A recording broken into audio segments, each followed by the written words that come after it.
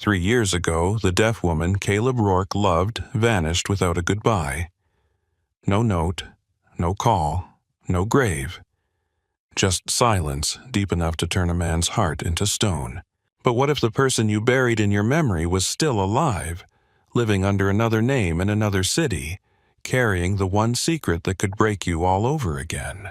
In Charleston, rain slides down the windows of a luxury hotel, while Mara Wren moves through the lobby with a calm face and a hearing aid tucked behind her ear. She looks like a woman who survived. But survival has a price, and the Chicago Mafia king who just walked through the door is about to find out what she's been hiding. Watch until the end, because some love stories don't return gently. They come back armed, like this video and comment where you're watching from. The Chicago Mafia king had walked into Charleston like a storm wearing a tailored coat, and Mara Wren felt the air change long after he disappeared from the lobby. She stood behind the front desk with her tablet pressed to her ribs, watching the place where Caleb Rourke had been. The Magnolia Glass Hotel kept breathing around her. Guests rolled luggage across white marble.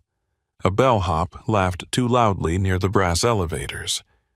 A woman in pearls asked for directions to the harbor restaurant. Somewhere near the bar, ice fell into a shaker with a sharp silver sound that cut through Mara's hearing aid and made her jaw tighten. Everything looked normal. That was the cruelest part. The world never stopped just because a ghost learned how to open doors. Mara lowered her eyes to the tablet and tried to read the reservation notes on the screen. The words blurred. Her hand still remembered the old shape of Caleb's name, the weight of it in her palm, the way it used to tremble out of her mouth in a dark room while rain beat against broken windows. Caleb. She had not said it aloud in 3 years. At work, she was Miss Wren. At home, she was Mommy. To her landlord, she was the quiet woman in apartment 3B who paid rent early and never complained. To the world she had built, she was careful, pleasant, dependable. But before all that, she had been Mara. His Mara. The thought was dangerous enough to make her move. She turned from the lobby and walked toward the staff corridor with measured steps. Not too fast. Never too fast. Fear had a rhythm, and men like Caleb knew how to hear it. Behind the service door, the hotel changed. Marble gave way to gray tile. Orchids gave way to metal shelves stacked with folded napkins.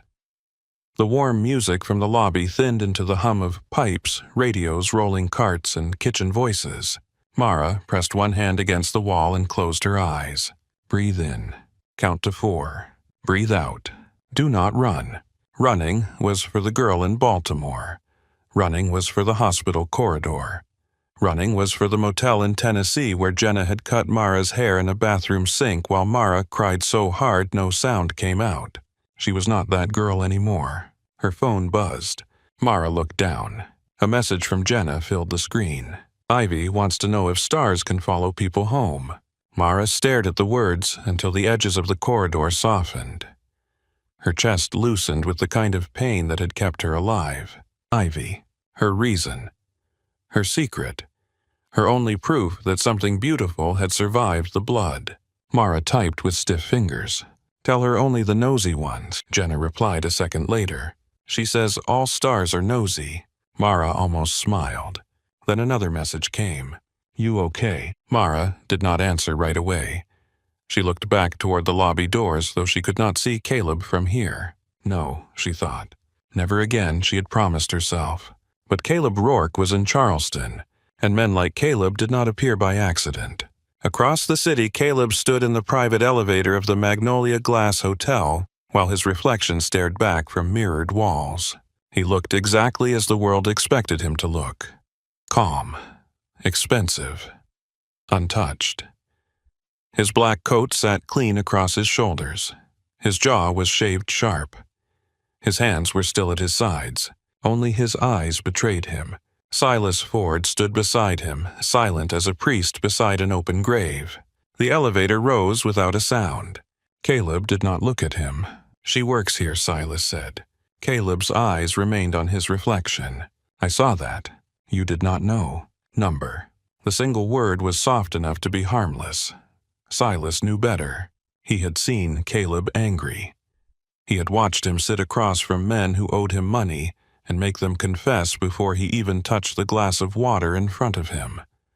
He had seen Caleb mourn, though never in a way any ordinary person would recognize. Mourning for Caleb Rourke looked like cleaner suits, shorter sentences, and more bodies in the river. But this was different. This was the kind of quiet that came before a man either broke or remade himself. The elevator doors opened onto the top floor. Suite 1201 waited at the end of a carpeted hallway lined with framed black and white photographs of Charleston Harbor. Sailboats, church steeples, old stone streets shining after rain. Caleb walked past them without seeing any of it. Inside, the suite floor-to-ceiling windows looked out over the water. The harbor was dark silver beneath a low sky. Rain slid down the glass in crooked lines. On the table sat a welcome tray with fruit wine and a folded card from hotel management. Caleb picked up the card. "Welcome to the Magnolia Glass Hotel, Mr. Rourke. We are honored to host you." The signature at the bottom was not Mara's. He set it down. Silas crossed to the security panel near the door and checked the suite with the smooth caution of a man who had learned long ago that luxury often hid knives better than alleys did. "Clean," Silas said. Caleb removed his coat and laid it over the back of a chair. "Find out who owns this place." Silas glanced at him. "I already started." "Good. And Mara." Caleb turned his head slowly. Silas held his gaze, but only because Caleb allowed it. "I am not asking whether to dig," Silas said. "I am asking how deep." Caleb moved toward the window. Charleston stretched below him, soft light sweat. Streets old wealth wrapped in Spanish moss and manners. It did not look like the kind of city that kept secrets. That meant it kept them well. "Not yet," Caleb said. Silas frowned slightly. "You want to wait. I want to know why she looked at me like I was the danger and not the rescue." Silas was quiet. Caleb's voice lowered. "And I want to know why she turned that phone over like her life depended on it." Silas said nothing to that. Caleb looked down at the hotel entrance where guests moved beneath black umbrellas. 3 years. 3 years of believing Mara had chosen distance over him. 3 years of whiskey work, blood, and silence. 3 years of telling himself he had done one decent thing by not dragging her back into his world. He had let her leave because love in his family was not a promise. It was a map. Enemies followed maps. His father had taught him that. His aunt had polished it into law. Caleb closed his hand around the curtain edge. The girl in the lobby had looked older, though not in a way time usually made a person older. She looked like someone who had learned to sleep lightly, someone who knew where every exit was, someone who smiled at strangers for a living and kept the real locks inside her ribs. He had touched only her name, and she had flinched. In Chicago, the Rourke Tower rose above the river in black glass and steel, a blade stuck into the heart of the city. 47 floors below the penthouse office, traffic crawled along wet streets. Trains rattled over bridges. The river reflected towers, clouds, and red brake lights like a wound that had learned to shine. Evelyn Rourke stood behind Caleb's empty desk with a cream wedding invitation in her hand. She had the kind of beauty that did not ask permission to age. Silver hair pinned low, black dress, pearls at her throat. A face made of discipline. Men called her elegant when they were afraid to call her ruthless. On the invitation, the names were printed in raised black ink. Caleb Rourke and Madeline Pierce. Evelyn touched the edge of the card with one finger. A month ago, that name had felt useful. Today, Caleb had flown to Charleston and stopped answering her calls. That was not useful. The office door opened. Madeline Pierce entered as if every room was built with her arrival in mind. She wore ivory, wool-red lipstick and a diamond ring bright enough to make ordinary women feel accused. "Where is he?" Madeline asked. Evelyn placed the invitation back on the desk. "Charleston." Madeline's mouth tightened. "For business." Evelyn gave her a calm look. With Caleb, most things become business eventually. Madeline walked to the windows and looked down at the river. My father wants dinner confirmed for Friday. He is not pleased with the delays. Your father is rarely pleased without leverage in both hands. Madeline turned a small smile on her mouth.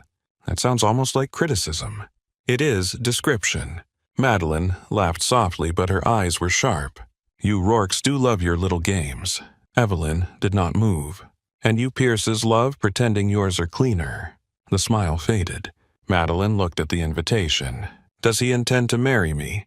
He intends to do what is necessary. That is not what I asked. It is the only answer that matters. Madeline stepped closer to the desk. I can accept a cold husband, Evelyn. I was raised around men who confuse affection with weakness. But I will not be humiliated. Evelyn watched her carefully. Has someone humiliated you? Not yet. Those two words sat in the room like a lit match. Madeline picked up the wedding invitation, studied it, then set it down again. I hope Charleston is worth whatever mood he brings back. Evelyn said nothing until Madeline reached the door. Then she spoke. Caleb has ghosts in the South. Madeline paused. A woman, Evelyn's silence answered. Madeline looked back over her shoulder. Dead. Evelyn's face did not change. Gone. Madeline smiled faintly. Sometimes gone is worse. After she left, Evelyn stood alone in Caleb's office. For the first time in years, the room felt less like a throne and more like a witness. She looked again at the wedding invitation, then at the locked drawer beneath Caleb's desk. She knew what was inside, not because she had opened it. Caleb would have known, but because she knew grief. She had raised it, fed it, trained it to wear expensive suits and speak softly before ruining men. Mara Wren. The name moved through Evelyn's mind like a threat she had buried too shallow. In Charleston, Mara returned home after dark with a paper bag of groceries balanced against her hip and rain in her hair. The apartment sat above a small bakery on a narrow street where the sidewalks held puddles, and the air always smelled faintly of sugar yeast and old brick.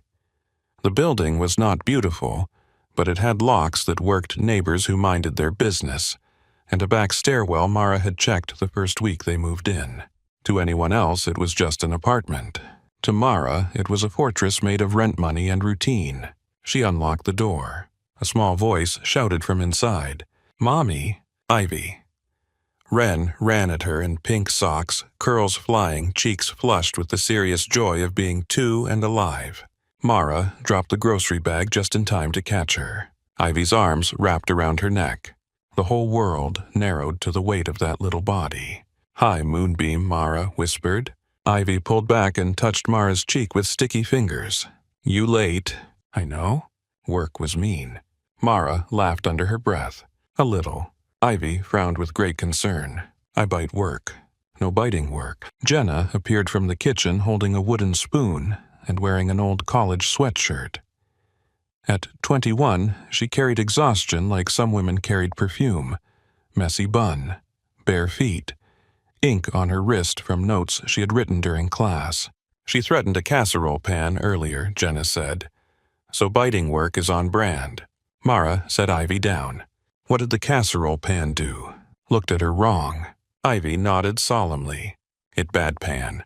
For one moment, warmth filled the apartment so fully that Mara could almost believe it was enough to hold back the past. Then Jenna saw her face. The humor left her. Ivy ran back toward the coffee table where plastic animals stood in a crooked line beside a stack of picture books. Mara picked up the groceries and carried them to the counter. Jenna followed. "You saw him," Jenna said quietly. Mara put a carton of milk into the refrigerator. "Yes." Jenna's fingers tightened around the spoon. "In the hotel. In the lobby. Did he recognize you?" Mara looked at her, Jenna's mouth pressed flat. Stupid question. Mara turned back to the groceries. "He said my name. That was all it took." Jenna leaned against the counter as if the floor had shifted. "Does he know about Ivy?" "Number. Are you sure?" Mara thought of the daycare notification. Caleb's eyes dropping. Her own hand moving too fast. "No," she said. Jenna closed her eyes. Across the room, Ivy placed a plastic lion on top of a picture book and whispered to it like she was telling state secrets. Mara watched her daughter and felt her heart become both soft and armed. Jenna lowered her voice. You have to tell him. Mara turned sharply. Number. Mara. Number. You cannot hide a whole child from a man like Caleb Rourke. I have for 3 years. Jenna stepped closer. That is not the same as being safe. The words hit too close. Mara wiped a spot of rain from the counter, though it was already dry. He is dangerous. So is not telling him. Mara looked toward Ivy. Her daughter was trying to make the lion kiss a giraffe. He would love her. Mara said so softly Jenna almost missed it. Jenna's expression changed. Mara swallowed. That is the problem. Night settled slowly over Charleston. After dinner, Mara bathed. Ivy brushed her curls and sat beside her little bed beneath a string of soft white lights. The room was small, painted pale yellow, with thrift store shelves and a second-hand dresser Jenna had sanded by hand. On the wall hung Ivy's drawings. Suns with too many rays, houses with uneven roofs, stick people with big eyes. Mara read from a book about a rabbit who got lost and found the moon. Ivy watched her mouth more than the pages. She had learned that from Mara. Watch faces, watch hands, watch the world when sound became unreliable. When the story ended, Ivy touched Mara's hearing aid. Ear tired. Mara smiled. A little. Take it off. Not yet. Why? So I can hear you. Ivy considered that, then leaned close and whispered directly into Mara's ear. I love you big. Mara closed her eyes. I love you bigger. Jenna stood in the doorway watching them with the kind of sadness people earned when they had become adults too early. Later, when Ivy slept, Mara sat at the kitchen table with the lights off. Rain blurred the window. Cars hissed along the street below. The bakery sign glowed faintly through the glass, turning the room amber. Jenna placed a mug of tea in front of her. You're shaking, she said. Mara looked at her hands. They were steady. Inside was another matter. Jenna sat across from her. You used to say his name in your sleep. Mara did not answer. At first I hated him for it, Jenna continued. I thought he had ruined you. He did not ruin me. No, his world did. Mara stared into the tea. 3 years earlier, Baltimore had smelled like rain smoke and river water. Her father, Ethan Wren, had been an accountant with careful hands and tired eyes. He liked crosswords, burnt coffee, and old soul records. He had never looked like a man who could get pulled into organized crime. That was the danger of men like the Rourkes. They did not always arrive with guns drawn. Sometimes they arrived as contracts favors numbers that did not add up until it was too late. Ethan had found money moving through a shipping company tied to Rourke Harbor Development. He had wanted out. He had wanted to testify. He had wanted to believe the law could protect a man who had already signed too many things. Then came the warehouse. Mara remembered flashes more than sequence, rain hammering corrugated metal, her father shouting her name. A car door left open, men running, a gunshot so close it turned the world white. Then Caleb Rourke on the floor of a safe-house kitchen, bleeding through his shirt, eyes fever bright, one hand gripping her wrist. Do not call anyone, he had said. You need a hospital. I need you to listen. I am listening. His gaze flicked to her ear, to the blood there, to the way she kept missing sounds on her left side after the blast. No, he said, voice rough, you're watching. Even half dead, he noticed. For 3 days, she kept him alive in that safe house near the harbor. She changed bandages, stitched what she could, fed him ice chips when fever took him. He learned to face her when he spoke so she could read his mouth. He stopped snapping when she missed words. He started tapping the table twice before saying something important. On the second night, lightning broke over the city and Caleb woke from a nightmare with his hand around a gun he did not remember grabbing. Mara stood across the room frozen. He looked at her, then at the gun. Slowly, he placed it on the floor and pushed it away. I am not safe, he said. No, Mara answered. But you are trying to be. He laughed, once bitter and breathless. That is the kindest lie anyone has told me. It was not a lie. That was the first time he looked at her, as if she had become dangerous to him. Not because she could hurt him, because she could make him want to be better. The third morning, he kissed her with blood still beneath his nails and rain moving down the window behind them. It should have felt wrong. It should have felt impossible. Instead, it felt like stepping out of the cold. Then the warehouse exploded. Her father died. Caleb vanished behind private hospital doors and armed men. Mara sat in a corridor with blood dried into her hair, one ear ringing the other full of muffled voices. Evelyn Rourke arrived in black. She looked at Mara the way rich women looked at broken things they had already decided not to repair. "You need to leave," Evelyn said.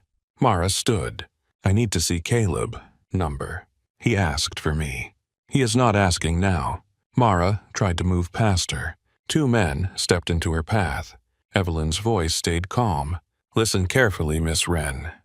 My nephew is alive because he understands what people become when they are loved. They become targets. I am not afraid of you." Evelyn looked almost sorry. "You should be." Mara remembered the envelope of money, the hospital lights. Jenna, crying in a waiting room chair with her knees pulled to her chest. Then Evelyn leaned closer. "If you come near Caleb again, your sister pays for your romance." Mara had not known she was pregnant then, but Evelyn's eyes had lowered for one brief second to Mara's stomach, as if she could see the weakness before it had a name. By sunrise, Mara and Jenna were gone. Back in the kitchen, Jenna touched Mara's hand. Mara flinched out of the memory. "You still there?" Jenna asked. Mara nodded. But part of her was always in that corridor. At the Magnolia Glass Hotel, Bennett Shaw stood in his private office above the ballroom and watched the lobby through tinted glass. From this height, people became patterns. Guests drifted in clusters. Staff moved with purpose. Security pretended not to watch what they were watching. Mara Wren crossed near the concierge desk with a tablet in her hand and exhaustion held neatly behind her eyes. Bennett admired control. It made people easier to break. He was 42, handsome in a polished coastal way with dark blonde hair, tailored suits, and a smile that had opened city hall doors, charity wallets, and lonely hearts. Charleston society considered him a success story. Hotel owner, patron of the arts, donor to children's hospitals, man of refinement. Charleston society had never seen him take a private call on the old phone locked in the bottom drawer of his desk. The phone vibrated. Bennett opened the drawer and answered. "Yes."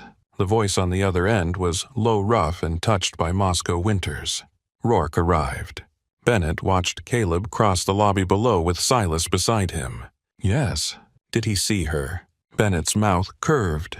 He saw nothing else. Silence. Then Arkady Orlov spoke again. "How well does he know the woman?" Bennett leaned closer to the glass. Mara had stopped near the front desk. Caleb stood 10 feet away from her, and even at a distance the space between them looked charged. Well enough to forget there were witnesses. Orlov made a sound that might have been amusement. "Every man has one foolish door. Rourke does not look foolish." "No, that is why the door matters." Bennett's jaw tightened. He disliked being corrected even by men he feared. "There is a child," Bennett said. The line went quiet. Below, Mara turned her phone face down too quickly. Bennett saw Caleb notice. "How old?" Orlov asked. 2, a girl.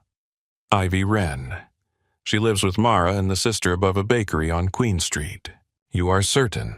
"I have payroll forms, daycare contact records, health insurance paperwork. My hotel is thorough." Orlov breathed out slowly.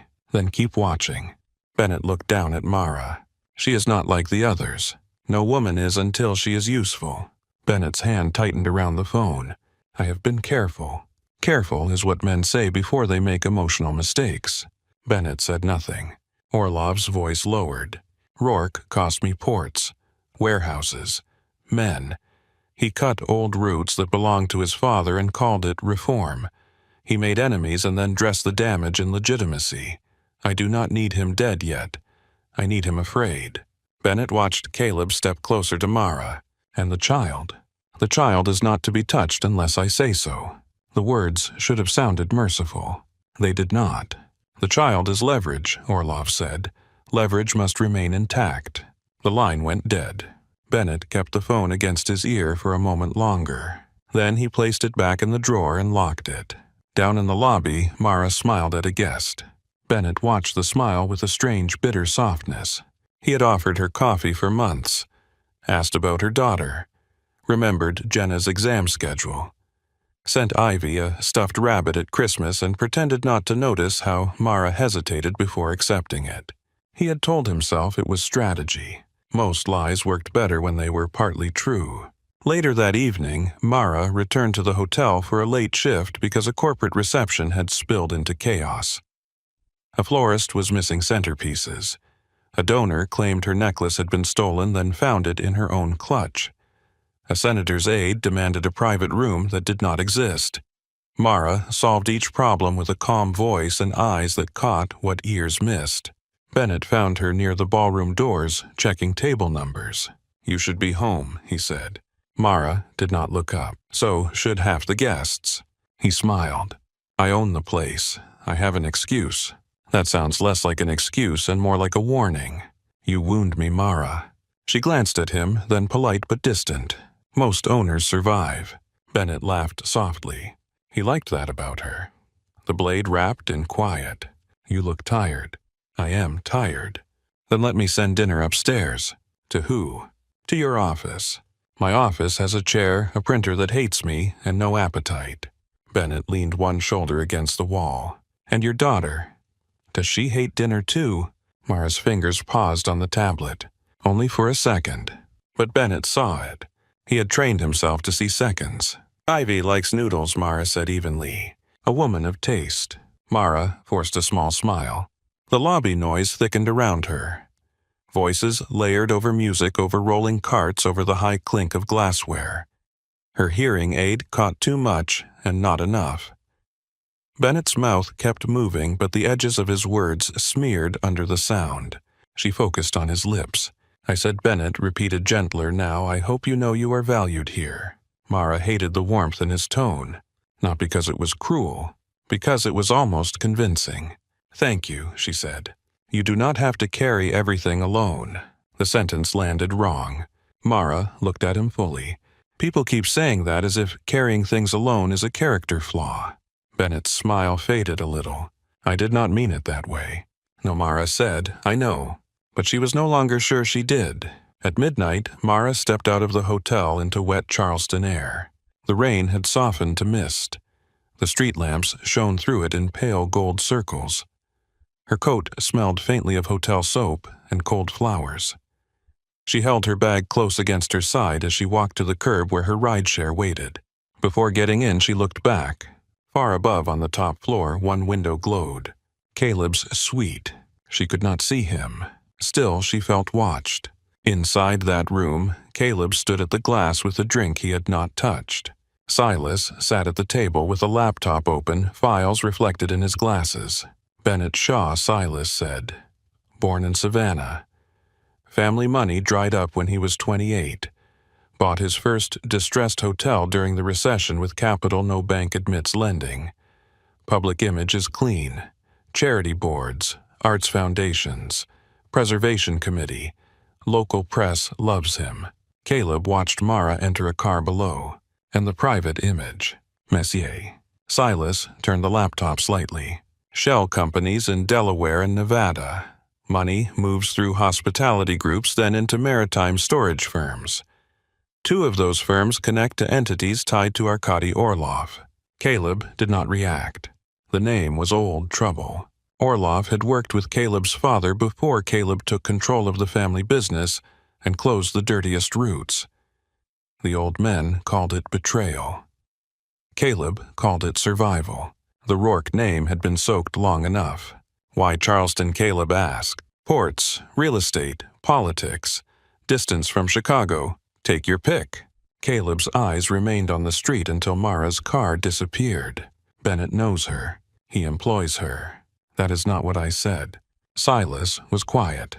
Caleb turned from the window. Find out how much he knows. You told me not to dig into Mara. I am not asking about Mara. I am asking about the man standing too close to her. Silas held his gaze. There was a difference. There was always a difference in Caleb's world. Understood, Silas said. Caleb finally picked up the drink, looked at the amber liquid, then set it down untouched. In the small apartment above the bakery, Mara checked the locks twice. Jenna was asleep on the couch with an open textbook over her stomach. Ivy slept in her room, one arm curled around the stuffed rabbit Bennett had given her months earlier. Mara stood in the doorway and looked at the rabbit. She had almost thrown it away the night it came home. Then Ivy had named it Biscuit and carried it everywhere for a week. So Mara had let it stay. That was motherhood. 1,000 small surrenders disguised as choices. She crossed the room quietly and tucked the blanket higher around Ivy's shoulder. Ivy stirred. "Mommy, I'm here." Ivy's eyes barely opened. "The sad man found you." Mara went still. "What man, baby?" Ivy yawned. "The one from my picture." Mara turned toward the little table near the window. There, beneath a purple crayon, lay a drawing. 3 figures stood under a crooked yellow sun. One small, one woman with long hair, one tall man colored in black. Mara picked up the paper. Her fingers went cold. The tall man had green-gray eyes. Caleb's eyes. Ivy's eyes. Mara looked back at her daughter. Ivy was already drifting. "He has my eyes," Ivy whispered. Mara stood in the yellow dark of the child's room with the drawing in her hand, listening to rain tap the window, while the life she had built trembled around her like glass. The drawing stayed in Mara's hand long after Ivy fell asleep. The apartment was quiet, except for the rain and the low hum of the refrigerator. Jenna shifted on the couch, still buried under her textbook, one foot hanging over the edge. Outside the window, Charleston glowed wet and gold beneath the streetlights, beautiful in the way old cities were beautiful when they were hiding rot behind brick walls and flowering balconies. Mara stood in the doorway of her daughter's room and stared at the tall man in black drawn beneath the crooked yellow sun. Green-gray eyes. A child's hand had made them too large, too bright, too certain. Caleb's eyes. Ivy's eyes. Mara folded the paper once carefully as if it might make a sound loud enough to wake the past. Then she slipped it into the side pocket of her work bag. She told herself children drew strange things. She told herself Ivy had probably seen a man in a black suit on television. She told herself Caleb Rourke was not the kind of man fate sent twice. The lies were thin, but they got her through the night. By morning, the Magnolia Glass Hotel looked untouched by anything as ordinary as fear. Sunlight came through the lobby windows in pale sheets, turning the marble floors into water. White orchids stood fresh in their brass bowls. The front desk agents wore practiced smiles. The restaurant smelled like dark coffee orange zest and expensive butter. Guests drifted through the space carrying shopping bags, briefcases, and the kind of complaints money gave people permission to have. Mara arrived at 7:15 with her hair pinned low, her navy blazer buttoned, and her hearing aid fitted snugly behind her ear. She had slept maybe 2 hours. It did not show. That was one of the things grief had taught her. How to arrange her face around wreckage. Miss Wren, one of the front desk agents, hurried toward her, cheeks flushed. Mara stopped. What happened? The young woman glanced toward the private elevators. VIP complaint. Suite 914. Mara's fingers tightened around her tablet. What kind of complaint? He says the room is unacceptable. Housekeeping issue. Number. Maintenance. Number. Then what is unacceptable? The agent swallowed. He said management would know. Mara looked toward the elevators. The lobby noise seemed to pull back all at once. The coffee machine hissed. A suitcase wheel clicked over a tile seam. A child laughed near the concierge desk. Every sound sharpened, then blurred beneath the sudden rush of blood in her ears. Caleb. She knew it before she saw his name in the private booking notes. C. Rourke. Mara inhaled slowly. "Send engineering to check the adjoining suites," she said. The agent blinked. "But he asked for you." "I know. Should I call Mr. Shaw?" Mara's eyes lifted. "Number." The answer came too fast. She softened her voice. "I'll handle it." She crossed the lobby with measured steps. Not hurried, not hesitant. She felt Bennett's office above the ballroom like an eye at the back of her neck, though she did not look up. She pressed the elevator button and watched the brass doors slide open. Inside, the mirrored walls reflected a woman who looked composed. Mara almost hated her. The elevator rose. 2nd floor, 4th, 7th. With each number, another memory opened. Caleb, sitting on the safe house floor with his back against the cabinets, blood soaking through a towel at his side. Caleb turning his face toward her so she could read his mouth. Caleb whispering, "Stay with me." Her own voice answering, "I'm here." The elevator chimed. 9th floor. The doors opened onto a quiet corridor, softened by gray carpet and gold sconces. The expensive floors of the magnolia glass were always too silent, as if money could muffle guilt as easily as footsteps. Suite 914 waited at the end. Mara walked toward it. Her tablet felt too heavy in her hand. She knocked once. "Good morning. This is Mara Wren from Hotel Operations." No answer. She waited, listening through the small mechanical clarity of her hearing aid. Nothing. No television. No movement. No irritated pacing. She knocked again. "Mr. Rourke, I'm here to assist with the suite concern." The lock clicked. Mara's breath caught. The door opened a few inches by itself, slow and smooth, as if someone had unlocked it and stepped away. Every instinct told her to call security. Every old instinct told her to run. Instead, she pushed the door open and stepped inside. The suite was dim, though morning pressed against the curtains. Rain had returned light and steady, streaking the harbor view in silver lines. The room smelled like cedar polish, clean linen, and something darker beneath it. Tobacco, amber, cold wool. Her body knew the scent before her mind could defend itself. Caleb stood by the window with his back to her. Tall, still, dressed in black. Not a memory. Not a nightmare. A man. Mara stopped just inside the door. "This is Mara Wren," she said, because formality was armor, and hers was already cracking. "I was told there was an issue with your suite." Caleb did not turn right away. When he finally did, the room seemed to narrow around him. His face was exactly as cruelly beautiful as she remembered, but older in the eyes. Not softer. Never soft. Caleb Rourke had not been made for softness, but something had been carved out of him and never filled back in. Mara. Her name in his mouth was not a greeting. It was a wound reopening. She looked at his tie instead of his eyes. Mr. Rourke. A faint change crossed his expression. That name again. "You're a guest, and you are hiding behind a name tag." Mara lifted her chin. "What seems to be the problem with the suite?" Caleb looked around the room as if remembering why he had brought her there. "The view." She glanced toward the windows. "This is one of our harbor view suites. It looks the same as every other window. Then I can have the front desk move you to another room. Number. Then what would satisfy you?" His gaze settled on her. "You could stop standing like I am holding a gun." The words landed too close. Mara's thumb brushed the edge of the tablet. "Are you?" His jaw tightened. "Number.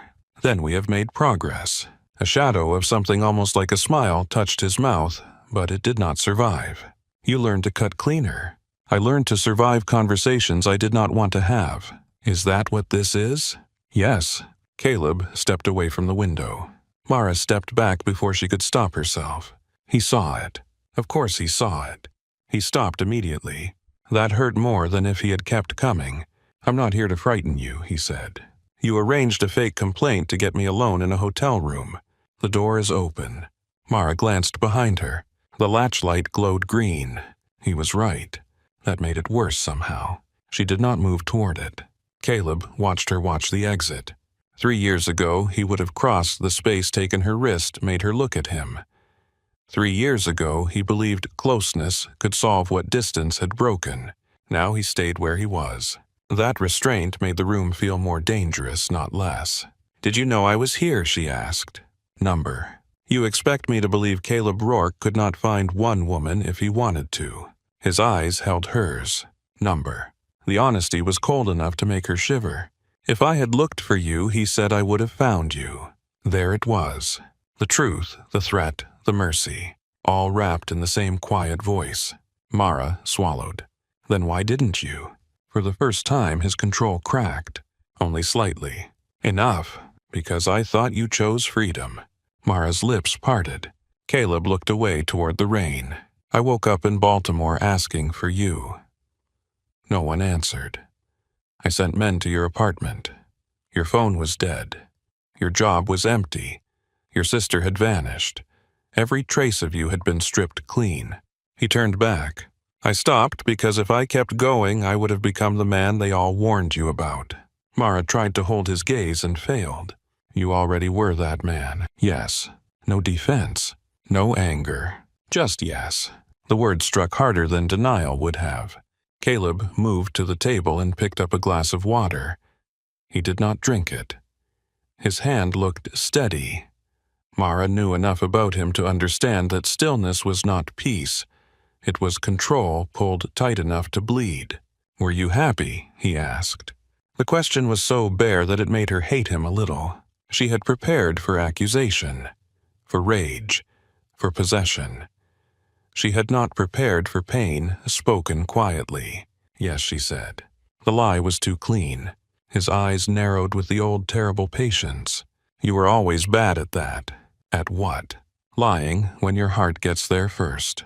Mara looked down at the tablet. I have work to do. So do I. Then do it somewhere else. His mouth softened for half a second. I tried. The room went quiet. Rain tapped the glass. Mara became aware of every inch of herself.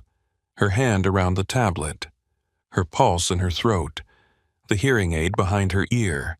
The strand of hair that had slipped loose near her cheek. Caleb noticed that too.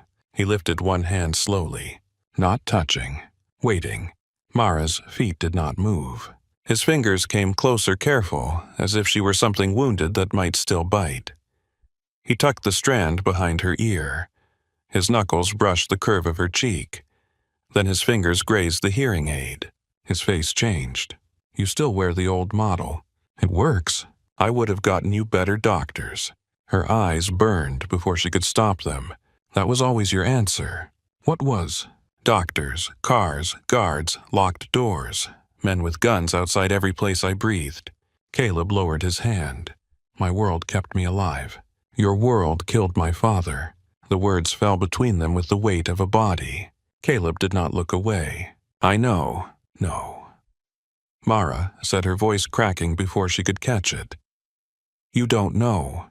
You woke up behind armed doors with people calling you sir. I woke up in a hospital hallway with blood in my hair and half the world muffled. My father was gone. Jenna was 19 and shaking so hard she could not hold a cup of water. And your aunt stood there in black telling me love would get my sister killed. Caleb went utterly still. My aunt. Mara's breath caught. She had not meant to say it. His voice dropped. Evelyn spoke to you. Mara backed toward the door. It does not matter now. It matters to me. Everything matters to you only after it has already destroyed someone. That landed. She saw it. Caleb's eyes darkened not with anger at her, but with something turned inward and sharp. What did she say? Enough. Mara. Her name nearly broke her. She turned toward the door. I need to go. Caleb did not block her. He did not touch her. He only spoke. Do you ever think about those 3 days? Mara closed her eyes. The safe house rose around her. Rain on broken windows. Blood on white towels. Caleb's mouth against her palm. His voice fever rough saying, if I sleep, wake me.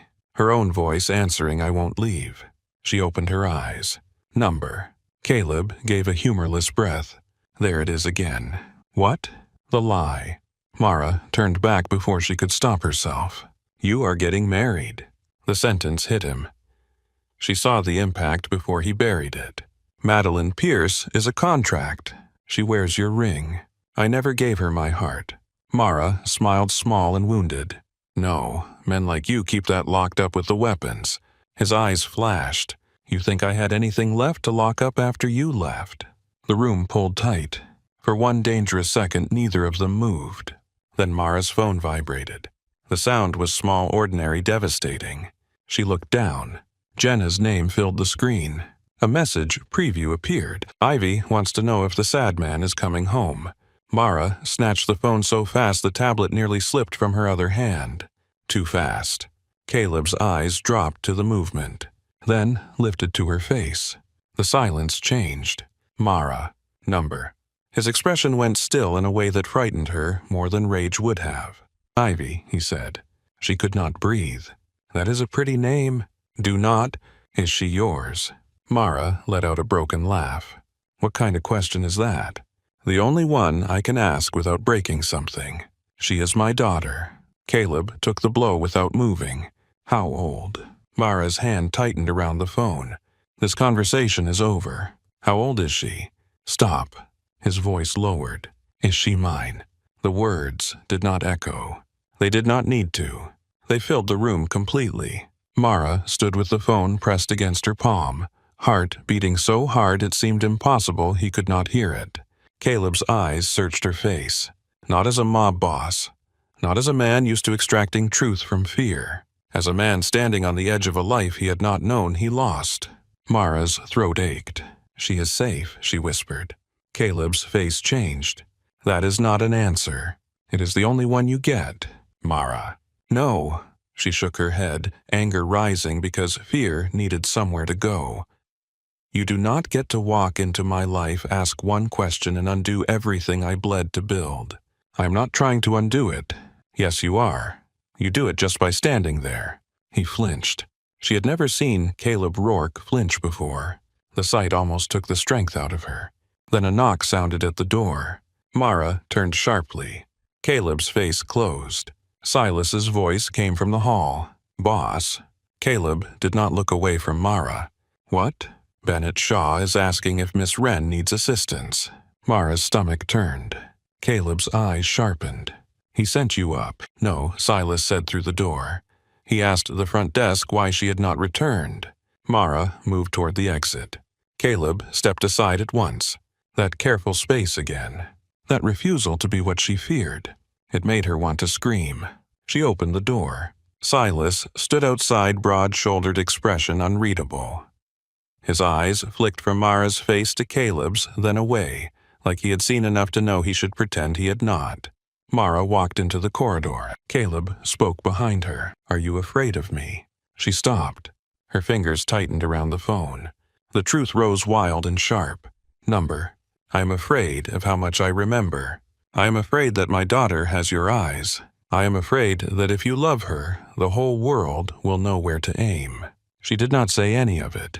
Instead, she turned just enough to see him. I survived you once. Caleb absorbed it without defense. Mara walked away before he could see what it cost her. She made it to the service stairwell before her knees weakened.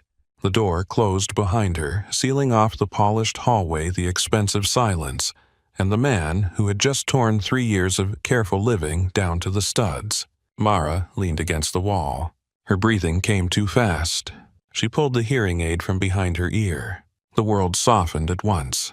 No elevator chime. No distant voices. No hotel music. Just the low, muffled thunder of her own body trying not to fall apart. She opened Jenna's message fully. Ivy wants to know if the sad man is coming home. Mara pressed the phone to her chest. No, she whispered, though she could barely hear herself. Not home. Never home. Because home was where Ivy slept with one sock on, and one sock lost somewhere under the blanket. Home was Jenna drinking terrible coffee over textbooks. Home was the little yellow room, the crooked drawings, the life they had made from fear and stubbornness. Caleb Rourke could not come into that. Not because he would not love Ivy, because he would. And Caleb's love did not enter quietly. It arrived with guards, enemies, cameras, old debts, and men like Bennett Shaw watching from tinted glass. Mara wiped her face, fixed the hearing aid back in place, and stood. By the time she returned to the lobby, her professional expression was back. Bennett waited near the concierge desk. His smile looked concerned. Mara, everything all right? She did not miss the way his eyes searched her, nor the way they settled for half a second on her phone. Yes, she said. Mr. Rourke's sweet concern has been addressed. Bennett tilted his head. He can be difficult, I imagine. I work in hospitality. That was not an answer. No, Mara said. It was not. For a moment, Bennett's smile faded. Then it returned warmer than before. You know you can tell me if a guest makes you uncomfortable." Mara looked at him. The lobby moved around them in bright, harmless motion. "I know." "Good." He stepped closer, lowering his voice. "I would hate for anything to happen to you here." The words were kind. The room went cold. Mara held his gaze. "Nothing is going to happen to me." Bennett smiled. "Of course not." Above them, in Suite 914, Caleb stood exactly where Mara had left him. Silas entered and closed the door. For a moment, neither man spoke. Then Silas said, "She has a child." Caleb looked toward the rain-streaked window. "Yes. Do you want me to confirm?" Caleb's jaw tightened. "Number." Silas waited. Caleb's reflection stared back from the glass. Dark suit, empty hands. A man who had built an empire on knowing everything and now stood undone by the one truth he was afraid to touch. "She said the child is safe," Caleb said. Silas understood the part Caleb did not say. "Safe from me. Safe without me. Safe because I was not there." Silas moved to the table and opened the file on Bennett Shaw. "There is something else." Caleb turned. Silas placed a printed page on the table. Bennett accessed employee-dependent records 3 times in the last 6 months. Mara's file was one of them. Caleb's face did not change. The air did. Silas continued. "He also has private security footage archived from the lobby staff entrance and street-facing cameras. Her schedule. Her emergency contacts. Jenna's name." Caleb looked down at the page. "And Ivy." Silas hesitated. That hesitation was enough. Caleb's voice came quietly. "Say it." "Her name appears on the insurance paperwork." Caleb closed his eyes. Just once. When he opened them, whatever softness Mara had reached in him was hidden behind something older and colder. But not gone. Silas saw the difference. The old Caleb would have ordered blood before breakfast. This Caleb only asked one question. "Does Bennett work for Orlov?" "We have links, not proof." "Get proof. And if he gets close to the child before we do." Caleb looked toward the door Mara had walked through. His answer came low. "Then I become exactly what she thinks I am." The rain thickened against the windows. Downstairs, Mara moved through the lobby with a calm face and a breaking heart, unaware that Caleb Rourke had finally understood the shape of her secret and the danger already circling it. By late afternoon, the Magnolia Glass Hotel had begun to transform. The lobby lost its morning brightness and took on the polished glow of money preparing to be seen. Florists carried white roses through the service entrance. Servers moved in black uniforms with trays balanced on their palms. Crystal glasses arrived by the crate. The ballroom doors stood open, revealing chandeliers, round tables dressed in ivory linen, gold-rimmed plates, and towering arrangements of magnolia branches strung with tiny lights. Mara stood at the center of it all with her tablet in one hand and a pen tucked behind her ear. She had not eaten since breakfast. She had not answered Jenna's last 3 messages.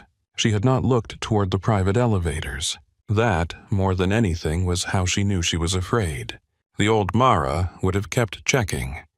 She would have watched every reflection, every doorway, every man in a dark suit. The woman she had become did something harder. She worked.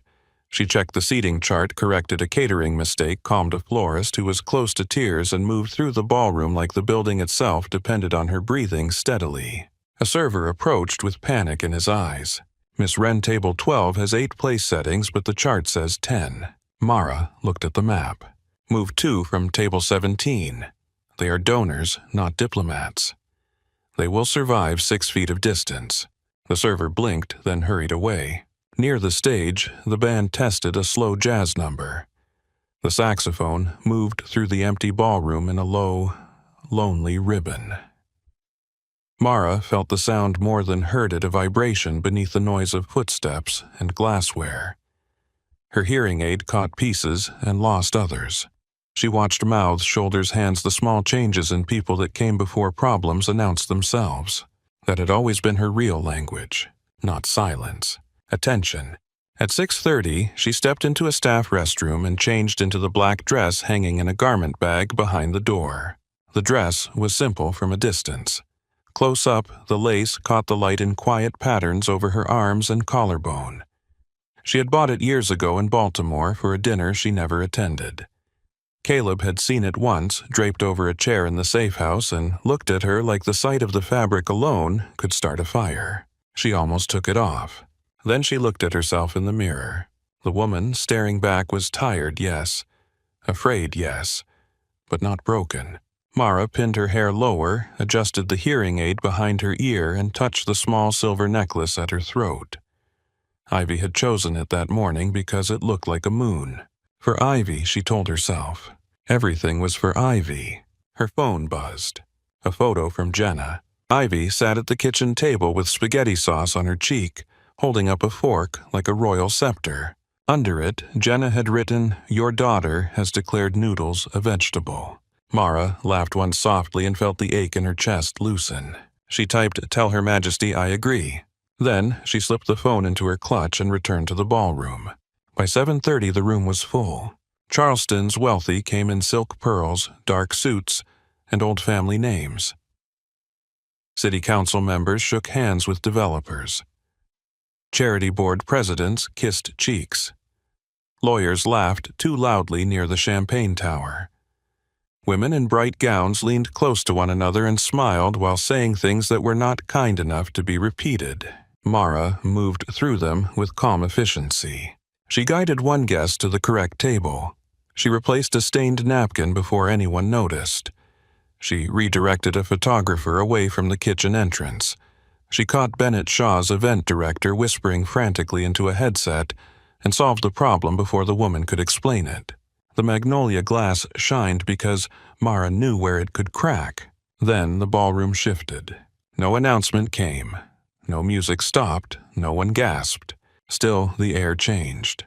Mara looked toward the entrance. Caleb Rourke stood beneath the archway in a black suit, white shirt, and no visible softness at all. Silas Ford stood half a step behind him, eyes moving over the ballroom in a slow, practiced sweep. Caleb did not look impressed by the chandeliers, the flowers, the old money, or the cameras. He looked like a man counting exits and enemies. Then his eyes found Mara. The room blurred at the edges. She hated that her body still knew him first. Across the ballroom, Bennett saw it too. He stood near the stage, speaking to a city official, but his gaze moved from Caleb to Mara with a precision that made her skin tighten. His smile remained easy. His eyes did not. Mara forced herself to turn away. A guest touched her elbow. "Excuse me, miss, is there a vegetarian option?" Mara focused on the woman's mouth. "Yes, ma'am. Roasted squash with herbed rice. I'll let the server know." The woman thanked her and moved on. Mara breathed. One problem at a time. One lie at a time. Bennett stepped onto the stage as the lights dimmed slightly. "Good evening," he said, his voice smooth through the sound system. 10 years ago, the Magnolia Glass opened its doors with a promise. Every guest who entered would feel seen, valued, and remembered. Applause rose. Mara stood near the management table, hands folded in front of her. Bennett spoke about hospitality legacy, Charleston service, and the people behind the beauty. His gaze swept the room, charming everyone it touched. When it reached Mara, it paused just long enough to feel personal. "To my staff," Bennett said, lifting his glass, "you are the soul of this house." The room applauded. Mara clapped with everyone else. Her palms felt cold. When dinner ended, the band began a slow number. The chandeliers cast golden light across the dance floor. Couples drifted toward the center of the room. Laughter softened. Glasses chimed. The storm outside turned the windows black, so the ballroom reflected itself back all candlelight and expensive hunger. Mara checked the service line, approved the dessert timing, and was about to step into the side corridor when Bennett appeared beside her. "You have been avoiding me," he said. Mara did not look up from her tablet. "I have been managing your gala. My gala looks flawless. Then I am doing my job." That was almost warm. She looked at him then. "Do you need something, Mr. Shaw?" His smile thinned at the formality. "Bennett." She did not repeat it. He held out his hand. "Dance with me." Mara's eyes moved to the room around them. Staff watched from the edges. Donors watched because donors watched everything. Caleb stood near a column by the windows, his face unreadable. "I'm working," she said. "Exactly. The owner dancing with his operations manager makes the hotel look like a family." Mara's stomach tightened. Families are complicated. Only the interesting ones. His hand remained between them. Refusing would make a scene. Bennett knew that, the room knew that. Caleb would know it too. Mara placed her fingers in Bennett's hand. His palm was warm and dry. He led her to the dance floor. The band softened into something slow enough to feel intimate without appearing improper. Bennett's hand settled at her waist. Not too low, not too tight. Just familiar enough to make her aware of every eye in the room. "You look beautiful tonight," he said. "Thank you. You do not accept compliments well. I accept paychecks better." He laughed softly. The sound looked good on him. That was the danger of Bennett Shaw.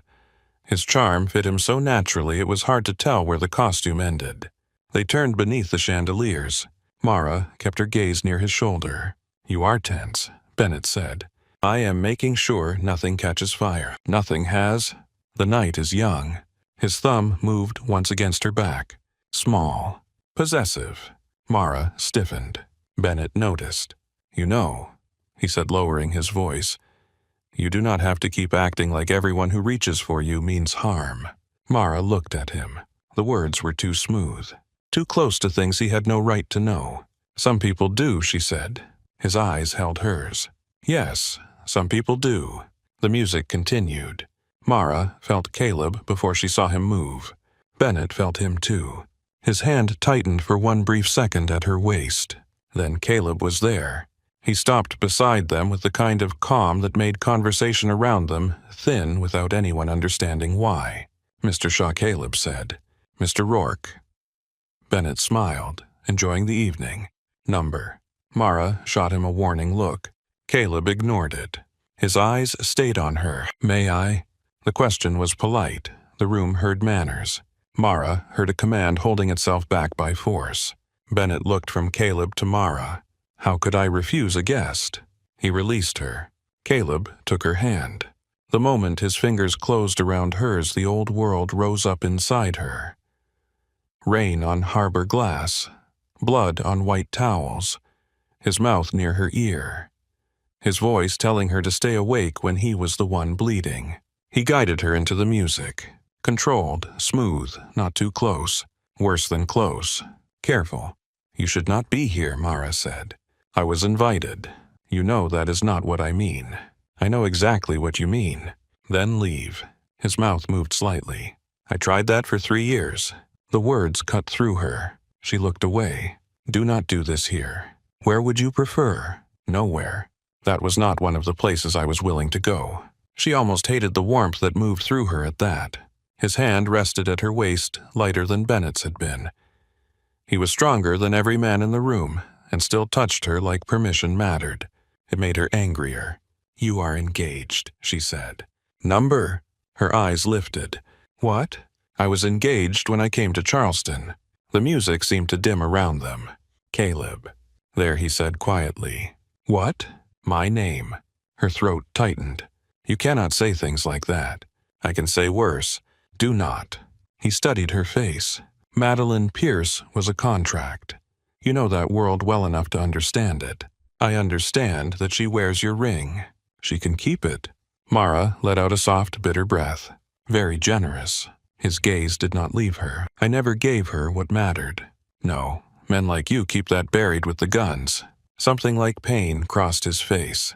"You think there was anything left to bury after you?" Mara's step faltered. Caleb corrected the movement smoothly before anyone around them could notice. She hated him for remembering her body that well. "I need air," she said. He released her hand at once. For one strange second that hurt. Then he gestured toward the terrace doors. Mara walked ahead of him because if she followed she might turn back. Outside, the terrace was cold and wet with mist. Charleston stretched beneath them, soft lights, dark water, church steeples blurred by rain. The music inside became a muted pulse behind glass. Mara wrapped her arms around herself. Caleb removed his jacket and placed it over her shoulders. She should have given it back. She did not. His warmth surrounded her. Neither of them spoke for a while. The silence was not empty. It was crowded with everything they had survived badly. "You should have told me Evelyn came to you," Caleb said. Mara stared at the harbor. "I should have done many things." "What did she say?" Mara laughed softly, without humor. "She said the truth." His jaw tightened. "Be careful." "She said I did not belong in your world.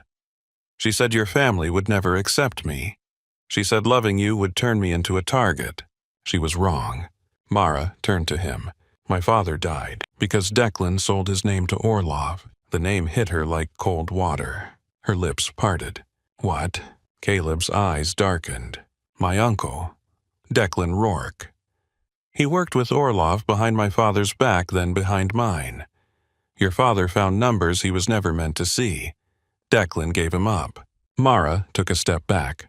"Number. I found out too late. You knew this. After you were gone." Her eyes filled, but no tears fell. "All these years I thought my father died because he trusted your family." Caleb's voice was rough. "He did." The honesty broke something open. Mara looked away, breathing hard. The terrace door opened. Bennett stepped out. He paused when he saw Caleb's jacket around her shoulders. His smile arrived half a second too late. "Everything all right?" Mara slipped her arms from the jacket and held it in one hand. "Yes, I needed air." Bennett's gaze moved to Caleb. "Mr. Rourke has a habit of following my staff into private corners." Caleb's expression turned clean and cold.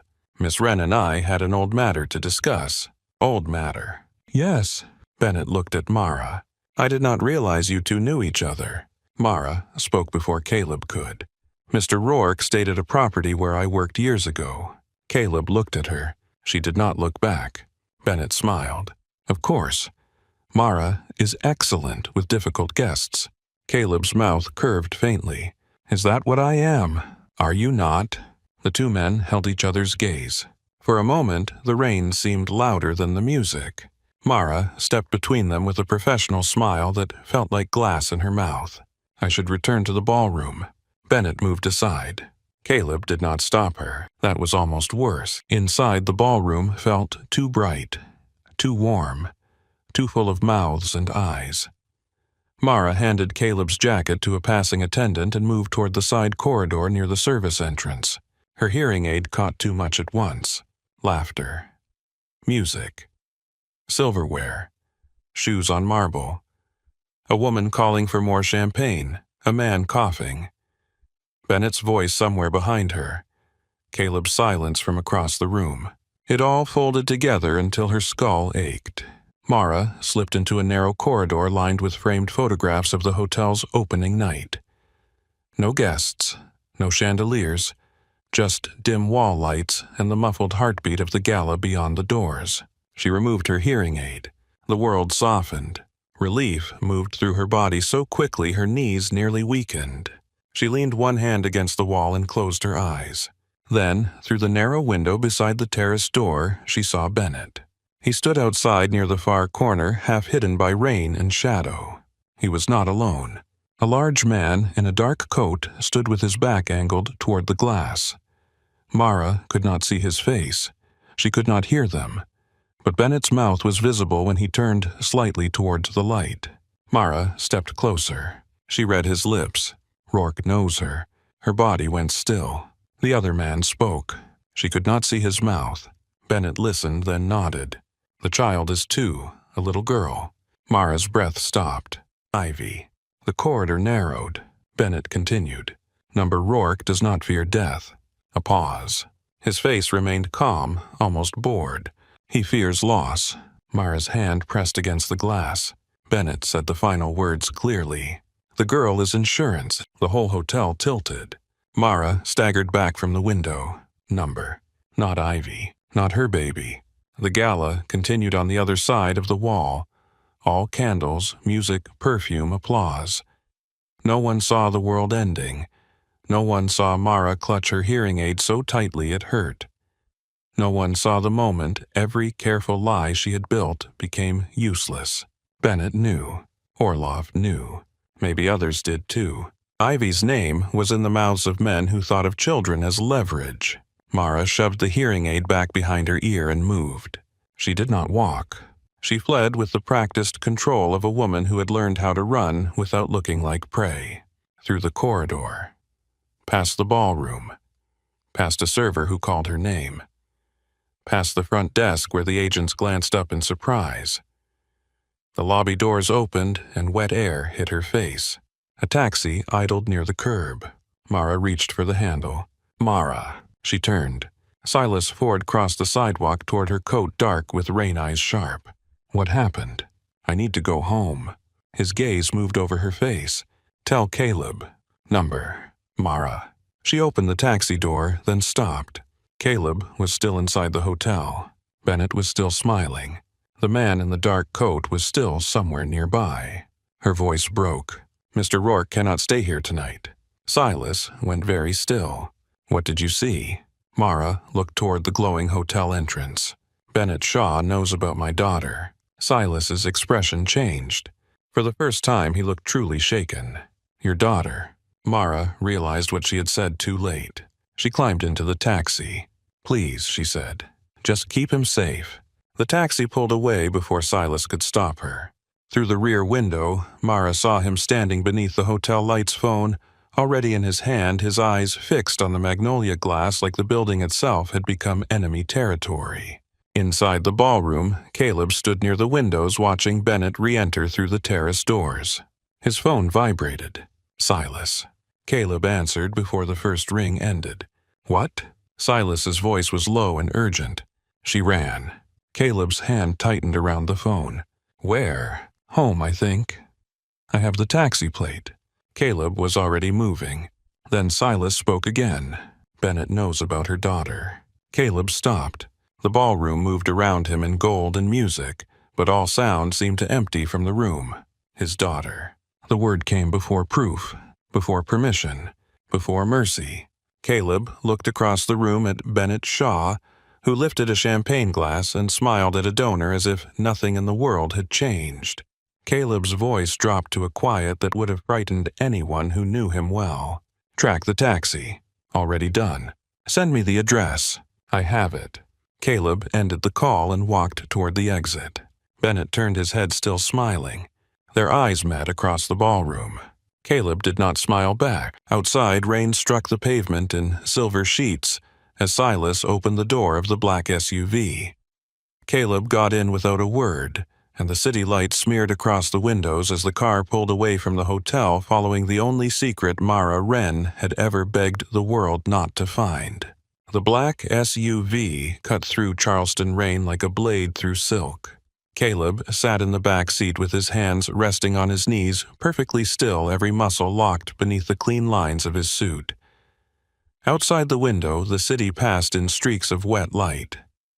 Gas lamps glowed along old sidewalks. Balconies dripped with water. Couples hurried beneath umbrellas, laughing as if the world had not just shifted under his feet. Silas sat beside him with a tablet balanced in one hand. Taxi turned onto Queen Street, Silas said. She lives above a bakery, 3rd floor, apartment B. Caleb said nothing. The address meant nothing to him and everything at once.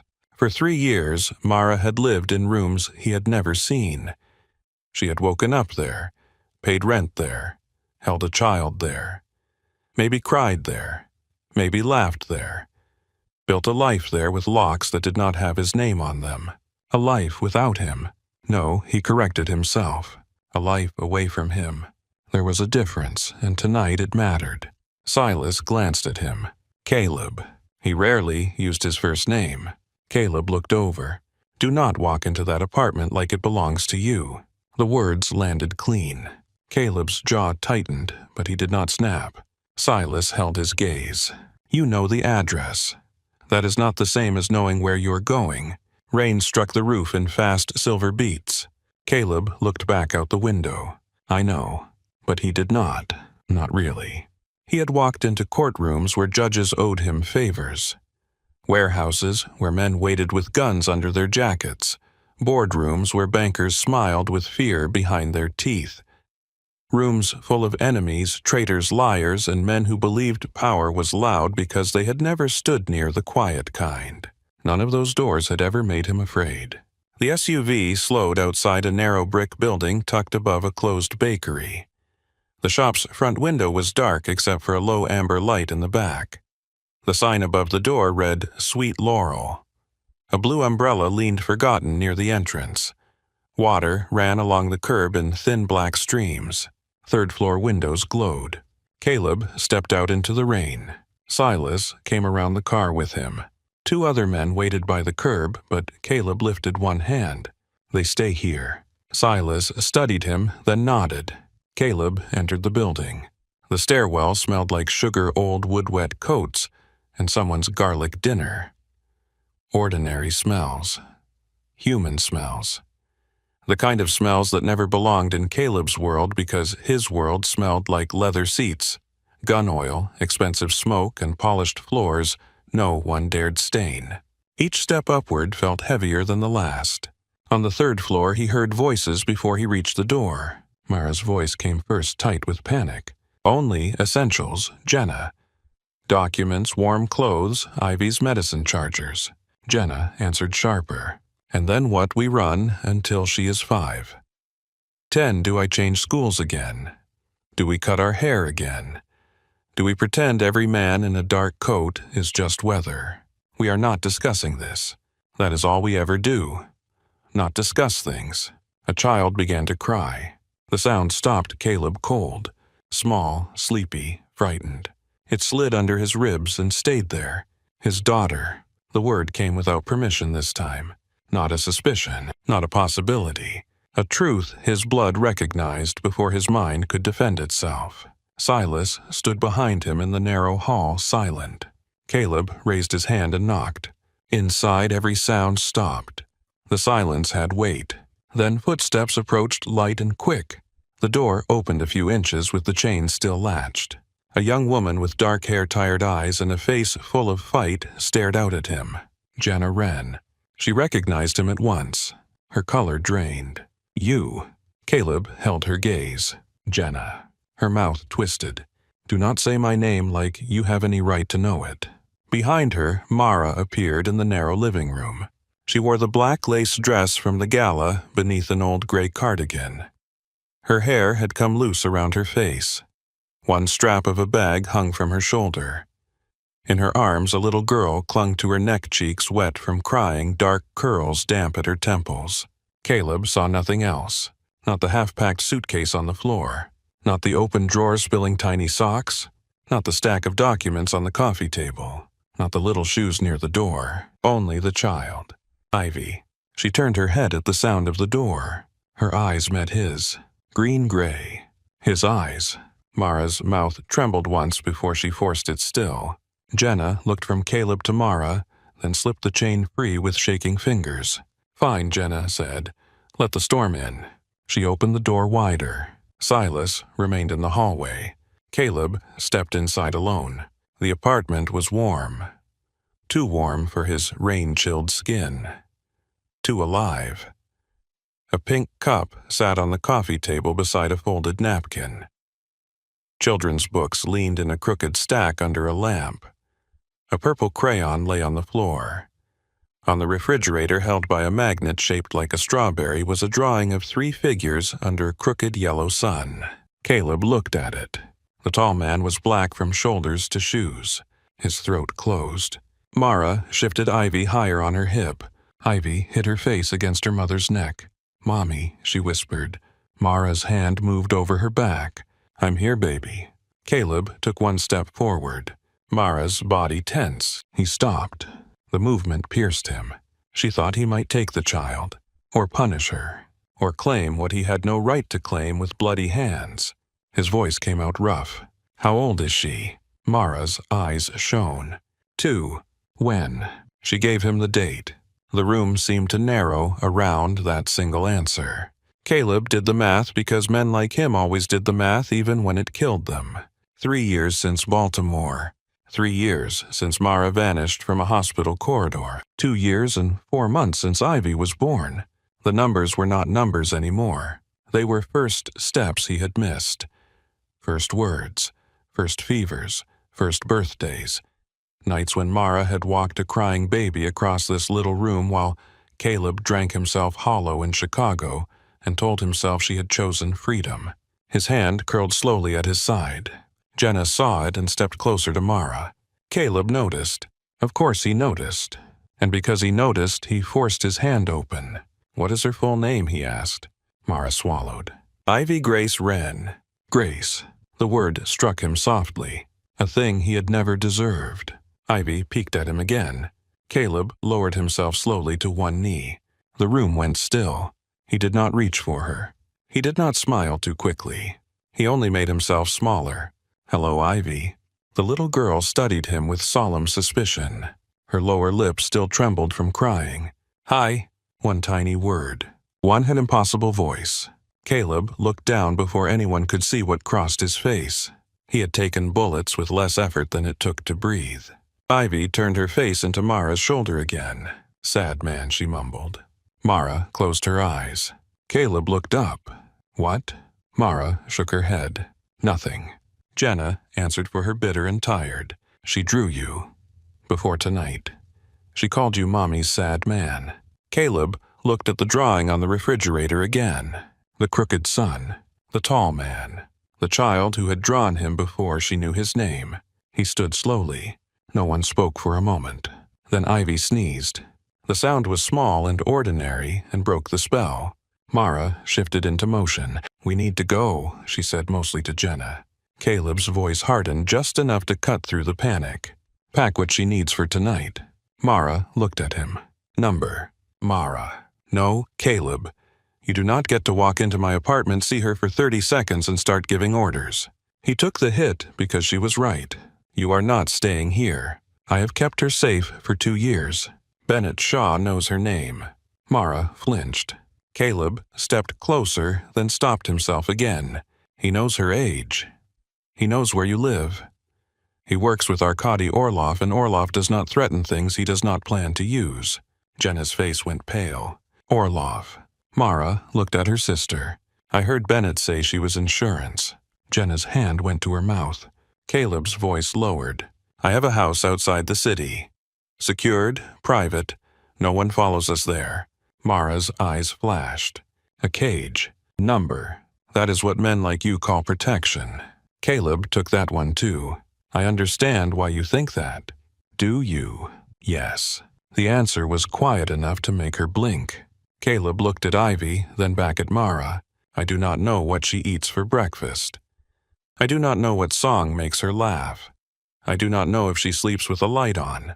I know nothing because I was not here." His throat worked once. "But tonight the men who want to hurt me know she exists. Hate me tomorrow if you need to. Pack now." Jenna looked at Mara. For once she did not argue. Mara stared at Caleb for a long moment, torn between terror and the part of her that remembered him bleeding on a kitchen floor, pushing a gun away because she was afraid. Finally she turned. "Jenna Ivy's medicine is in the bathroom cabinet." Blue pouch. Jenna moved. Mara carried Ivy into the bedroom. Caleb remained in the living room because it did not feel right to follow. He stood among the evidence of a life that had unfolded without him and tried not to touch anything. On the coffee table sat a picture book about a rabbit and the moon. Beside it was a child's plastic bracelet, bright pink. A small sock lay near the couch. He bent, picked it up, and held it in his palm. It was absurdly small. Mara came back with Ivy wrapped in a yellow sweater and carrying a stuffed rabbit. She saw the sock in his hand. Their eyes met. Caleb placed it gently on the suitcase. "I am not taking her from you," he said. Mara's face changed before she could hide it. "I know what your world does to things it loves. My world does not get to decide this. You are your world. Not tonight." She looked away first. They left through the back stairwell because Silas insisted, and because Mara knew better than to mistake pride for safety. Rain swept through the alley. Ivy tucked her face into Mara's neck. Jenna carried one bag and kept glancing behind them. Caleb walked close enough to shield far enough not to crowd. At the SUV, Mara hesitated. Guards stood near the curb. Caleb turned to Silas. "Put the men in the second car." Silas gave him one quick look, then nodded. Mara noticed. "You did that for her," she said quietly. Caleb looked at Ivy. "She is too."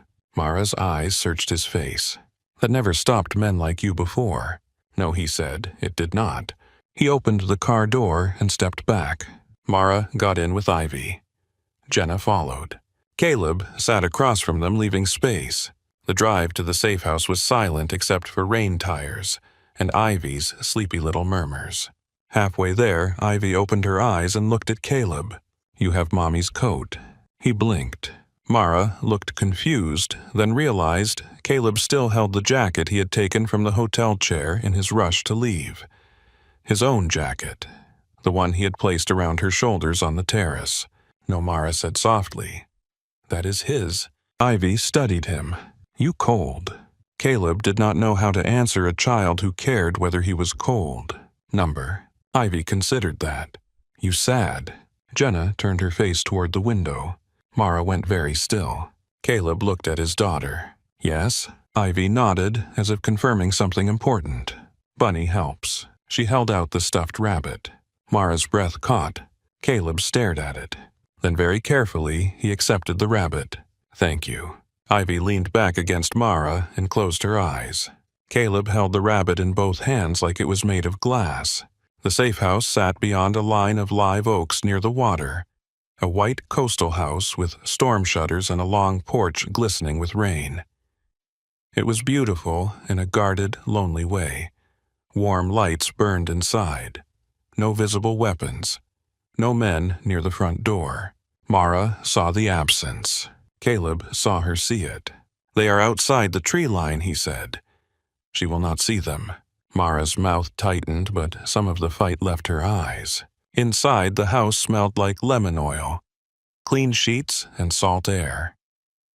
Silas moved through the rooms first. Jenna stayed close to Mara. Ivy woke enough to look around with round eyes. "Big house," she whispered. Caleb stood near the door. "It has pancakes." Mara looked at him. He looked back. "I assumed," he said. Jenna laughed once under her breath. It was the first sound in hours that did not feel broken. Silas arranged rooms. Jenna took the one beside Mara and Ivy. Caleb did not argue. He took the downstairs study, though everyone knew he would not sleep. Near midnight, the house settled into a fragile quiet. Mara had finally gotten Ivy down in the upstairs bedroom. Jenna slept in the next room, shoes still on one arm over her face. Caleb stood in the hallway near the stairs, listening to the rain and hating how little he knew about the sounds of a child sleeping. Then Ivy cried out. Not loudly, just a small frightened sound. Caleb moved before thinking, then stopped outside the bedroom door. He had no right. Another sob came. Mara was not in the room. He heard water running from the bathroom down the hall. Caleb knocked once on the open door frame. Ivy sat up in bed, hair wild, cheeks wet, clutching the rabbit to her chest. "Mommy." Caleb stayed near the doorway.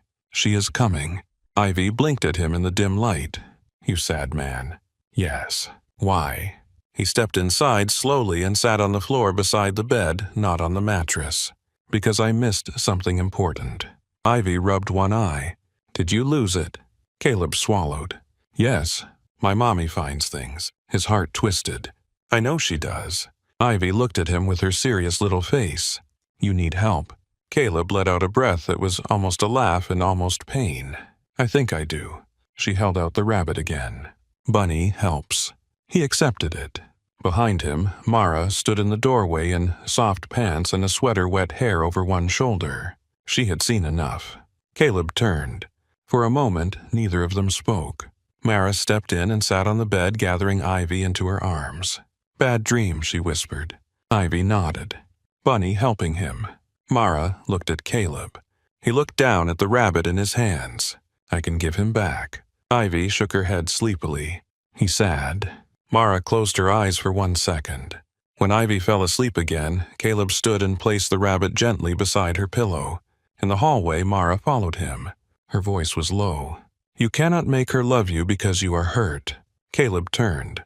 I know. You cannot use softness as a way in. I know. She is not a second chance for us. His jaw tightened, but he nodded.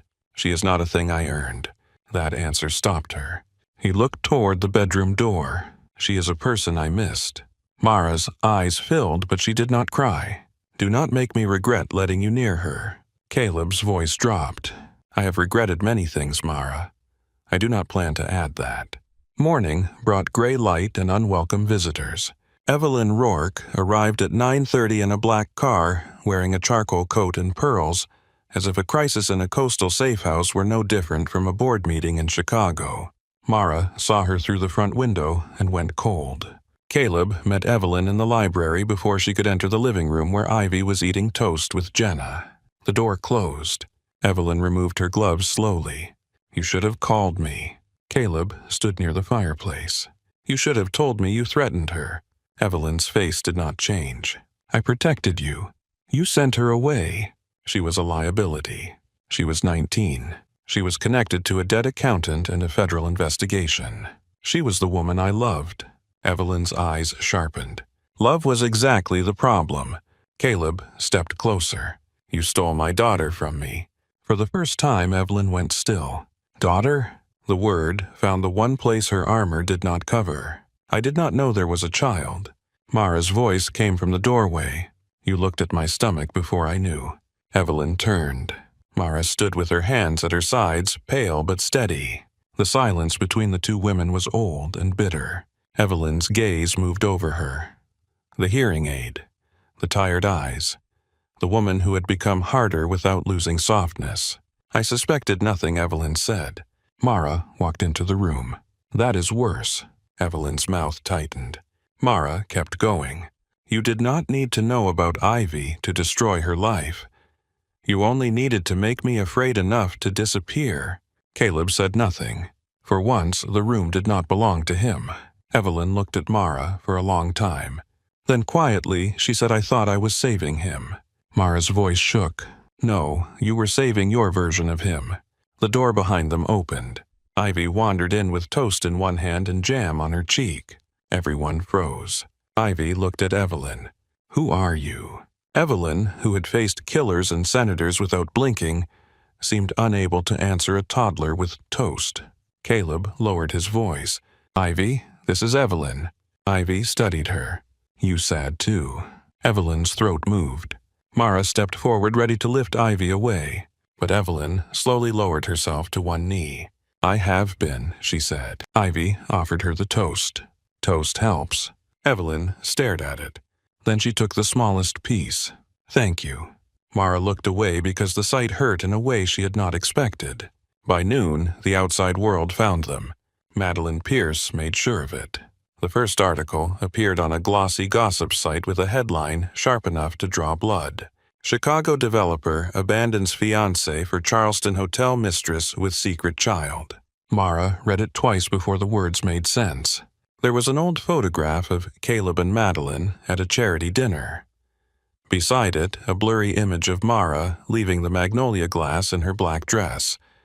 The article called her ambitious, mysterious, a hotel employee with unclear ties to Caleb Rourke. It hinted that the child might be a tool for money. It named Jenna's university. It mentioned the bakery. Mara's hands went numb. Jenna grabbed the phone from her. Oh my God. Caleb entered from the hall and took one look at Mara's face. What? Jenna handed him the phone. The room changed as he read. His expression did not. That was how Mara knew it was bad. Ivy played on the rug nearby with wooden blocks, unaware that strangers had begun circling her life with cameras and lies. Mara stood. This is what I meant. Caleb looked up. Her voice rose. This is what happens. Not just bullets, not just men in alleys. This. Names, photos, people deciding my daughter is a story. I know. No, you don't. I do. You have always had the luxury of being feared. I don't. Jenna doesn't. Ivy doesn't. Caleb handed the phone to Silas, who had appeared at the door. Pull it down. Silas nodded and stepped away. Mara laughed, once sharp and broken. You think you can pull down the whole internet? Number. Caleb looked at her. "But I can make people afraid to keep it up." Her face hardened. "Do not kill anyone." The words hung between them. Caleb's mouth tightened. "I wasn't going to." She did not believe him. He saw that too. So he removed his phone, called someone, and put it on speaker. A man answered. "Mr. Rourke.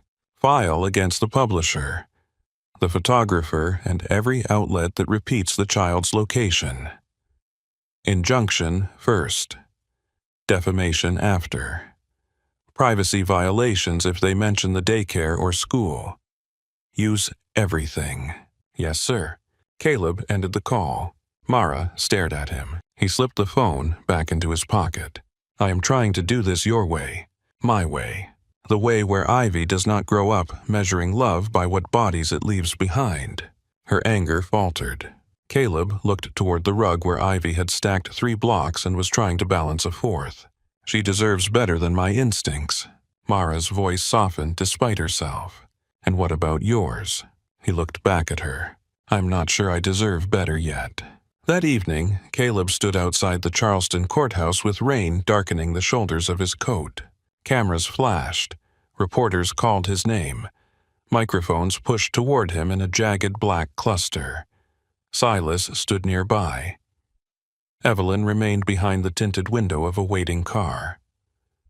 Mara watched from the courthouse steps with Jenna beside her. Ivy safely inside with a trusted guard and cartoons on a tablet. Caleb did not raise his voice. He did not need to. "Mara Wren is not a scandal," he said. "She is the mother of my daughter." The cameras went wild. He waited. His face remained calm. "She is also the woman I failed to protect 3 years ago. That failure belongs to me, not to her." Mara's breath caught. Caleb continued. "Any outlet that publishes my child's face, her address, her school, or the names of private citizens connected to her care answers to my attorneys first." A reporter shouted, and after that, Caleb's eyes moved across the crowd. For one moment, the old king showed through. After that, he said they answered to me. Mara stood very still. The threat was there. So was the restraint. For Caleb Rourke, that was not a small thing. When he turned from the cameras, his eyes found hers. He did not ask if it was enough. He did not ask for forgiveness. He only stopped a few feet away, leaving the space between them open. Mara looked at him through the rain. Behind the courthouse doors, Ivy laughed at something on the tablet, bright and unaware. Mara heard it faintly. Caleb heard it too. Both of them turned toward the sound. For the first time since he entered Charleston, Caleb looked less like a man chasing the past and more like a man standing at the edge of a future he was terrified to touch. Mara moved first. Not into his arms. Not yet. She stepped beside him. Caleb looked down at her. She kept her eyes on the rain. "Do not make me run again," she said. His voice was low. "I won't." Mara swallowed.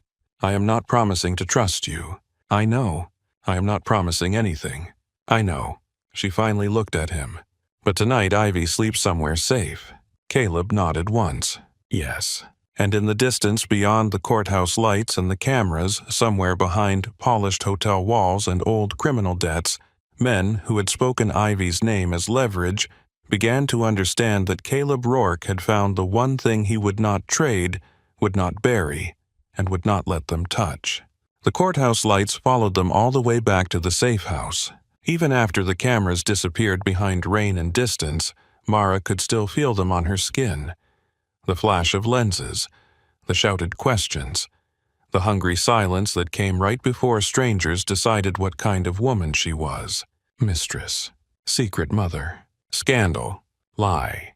Those words had not been spoken to her face, but she had seen them forming in mouths and headlines. She had felt them crawling toward Ivy like cold fingers under a locked door. In the back seat, Ivy slept with her head in Mara's lap, one small hand wrapped around the edge of Caleb's coat. She had grabbed it before they left the courthouse half asleep and stubborn, and refused to let go. Caleb had not moved for 10 minutes. He sat across from them, shoulders broad beneath his black suit, one hand resting loosely near his knee, the other turned palm up beside Ivy's tiny fist. He did not touch her. He did not try to claim the moment. He only sat still enough not to wake her. Mara watched him through the dim light of the car. For years, she had imagined this man as a closed door, a danger, a memory with teeth. But tonight, in the quiet between the rain and Ivy's soft breathing, Caleb Rourke looked like something far more dangerous. A man trying. Trying was harder to hate. That frightened her more than his power ever had. When the SCATUFI reached the safe house, Silas got out first. He scanned the tree line, the road, the dark shape of the water beyond the lawn. Only after he nodded did Caleb open the door. Mara started to lift Ivy. Caleb leaned in, then stopped. "May I?" The question was quiet. Mara looked at him. The rain moved behind him in silver threads. His face was unreadable but not cold. Not now. She wanted to say no. She wanted to hold Ivy so tightly the world would have to break her arms to take the child away. But Ivy was already half curled toward Caleb's coat cheek, pressed to the fabric, breathing slow and deep. Mara swallowed. "Do not wake her." "I won't." Caleb slid one arm beneath Ivy's knees and the other behind her back, with such careful strength that Mara's throat ached. Ivy stirred once, made a small sound, then settled against his chest like she belonged there. The sight went through Mara like a knife warmed by fire. Caleb carried Ivy into the house. No guards stood near the door. No guns showed beneath porch lights. Silas had learned quickly, or Caleb had ordered it before anyone asked. Either way, Mara noticed. Inside, Caleb walked up the stairs slowly. Mara followed close enough to take Ivy back if she needed to. Jenna waited in the hallway, arms folded, eyes sharp with worry. Caleb entered the bedroom and laid Ivy on the bed. For a moment, he stood there looking down at the child. The room was soft with lamplight. Ivy's curls spread across the pillow. Her lashes rested against flushed cheeks. One sock was missing because one sock was always missing. Bunny lay beside her, tucked beneath her elbow. Caleb reached into his pocket and pulled out the missing sock. Mara blinked. "I found it in the car," he said. His voice was almost embarrassed. Jenna stared at him like she had just seen a wolf fold laundry. Mara took the sock from his hand. "Thank you." It was such a small sentence. It felt enormous. Caleb nodded and stepped back. He left the room first. Mara tucked Ivy in, kissed her forehead, then stood there longer than she needed to. Jenna came beside her.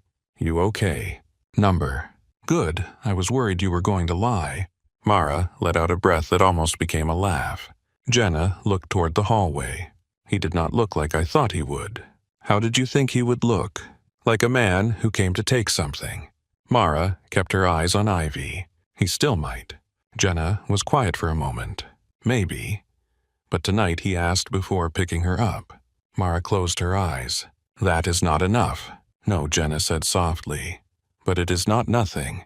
Downstairs, Caleb stood in the study with Silas Evelyn and 3 folders spread across the desk. The room smelled faintly of old paper, rain-soaked wool, and coffee no one had touched. Outside the windows, the water moved black beneath the storm. Silas placed a file in front of Caleb. "Bennett Shaw is moving money through 4 shell companies. 2 connect to Orlov-controlled maritime storage firms. 1 connects to a political action fund in South Carolina. The last one is tied to a private security contractor with 3 former Rourke men on payroll." Evelyn stood near the fireplace, face still. Former Rourke men. Silas glanced at her. Men who worked under Declan. Caleb's eyes did not move from the file. Names. Silas slid another page forward. Caleb read it once. Then again. A muscle worked in his jaw. Evelyn stepped closer. "Declan has been in prison for 6 years, and still found a way to sell family from behind glass," Caleb said. Evelyn's mouth tightened. "You do not know that yet." Caleb looked up. "No, you do not want to know that yet." The words cut. For once, Evelyn did not answer. Silas continued. "There is more." Bennett accessed Mara's employee records multiple times. He downloaded emergency contacts, dependent insurance records, and schedule histories. The hotel security archive has footage of Mara's apartment block pulled from a street camera owned by a Shaw subsidiary. Caleb's hand closed slowly over the edge of the desk. Evelyn saw it, and so did Silas. The old Caleb was in the room now. Not the man who carried Ivy upstairs. Not the man who asked permission. The other one. The one Chicago feared.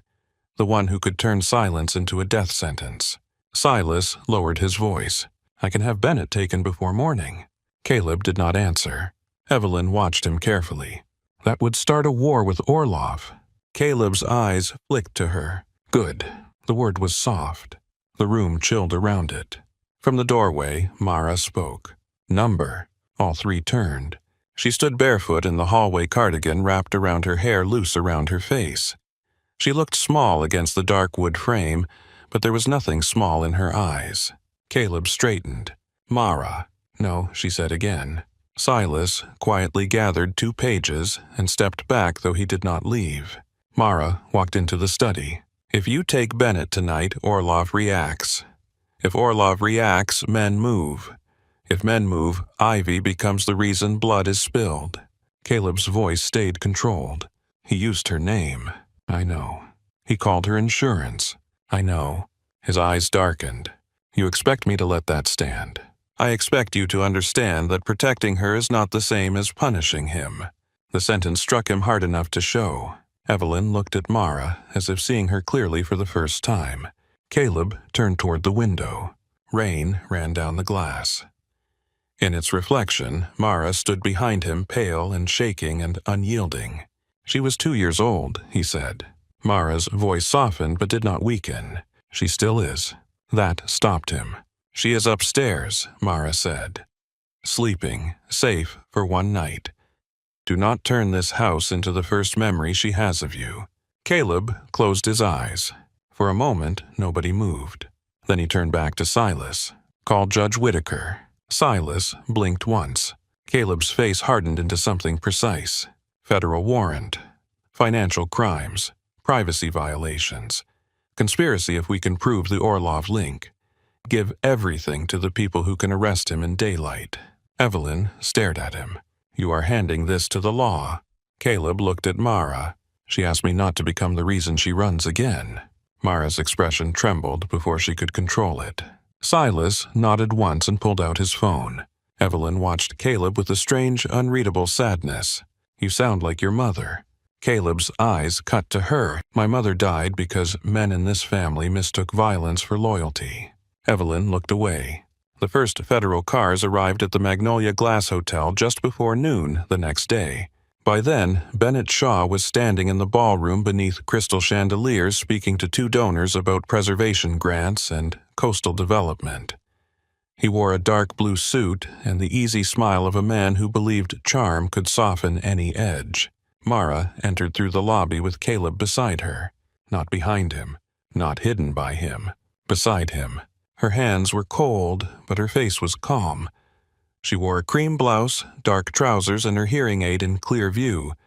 She had almost left it covered by her hair. Then she had pinned her hair back. Let them look, she had thought. Let them know she had heard enough and survived the rest. The staff noticed her. Some looked worried. Some looked curious. One front desk agent gave a small, brave smile. Mara nodded back. Caleb did not touch her as they crossed the lobby. He only matched his pace to hers. At the ballroom doors, Bennett saw them. His smile sharpened. "Well," he said, stepping away from the donors. "This is dramatic." Caleb said nothing. Mara stepped forward. "Mr. Shaw." Bennett's gaze settled on her. "Mara, I was worried about you. Leaving the gala so suddenly created quite a scene. You created it." A flicker crossed his face. Then the smile returned. "I am not sure what Mr. Rourke has told you, but powerful men often rewrite stories to suit themselves." Mara looked at him steadily. "So do weak ones." The words landed. Bennett's eyes cooled. Caleb's mouth did not move, but Silas, standing near the entrance, looked briefly at the floor, as if hiding a reaction. Bennett lowered his voice. "You should be careful." Mara stepped closer. "I was careful. For 3 years, I was careful. I changed names, jobs, cities, phones, habits. I taught myself where exits were. I taught my sister how to pack in under 10 minutes. I taught my daughter not to answer strangers. Her voice did not rise. That made the ballroom quieter. I am done mistaking fear for safety. The first federal agent entered behind them. Then another. Bennett's smile faltered. One of the donors stepped back. The lead agent held up his badge. Bennett Shaw. Bennett looked at Caleb. You think this makes you clean? Caleb did not answer. Bennett turned to Mara. You think he will not ruin you too? Mara felt Caleb shift beside her, but he did not speak. He let the question belong to her. Mara looked at Bennett and saw him clearly now. Not charming, not powerful, not even frightening. Just a man who had found a wound and mistaken it for a handle. No, she said. I think I survived worse men than you. The agents moved in. Bennett did not fight. Men like him rarely did when the room had witnesses. He only straightened his cuffs and looked once more at Caleb. Orlov will not forget this. Caleb's voice was quiet. Neither will I. Bennett was led out through the lobby he had once owned like a stage.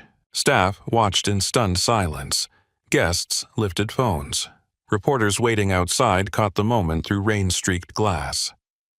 Mara stood still until Bennett disappeared into the federal car. Only then did her knees threaten to give. Caleb turned toward her. He did not reach. Do you need to sit? She let out a breath. Yes. He nodded toward a chair near the lobby window.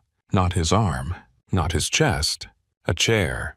It was such an ordinary respect that it nearly broke her. That evening, Caleb drove alone to the federal detention center where Declan Rourke waited behind reinforced glass. Silas did not come in. Evelyn did not know. The visiting room smelled of disinfectant metal and old anger.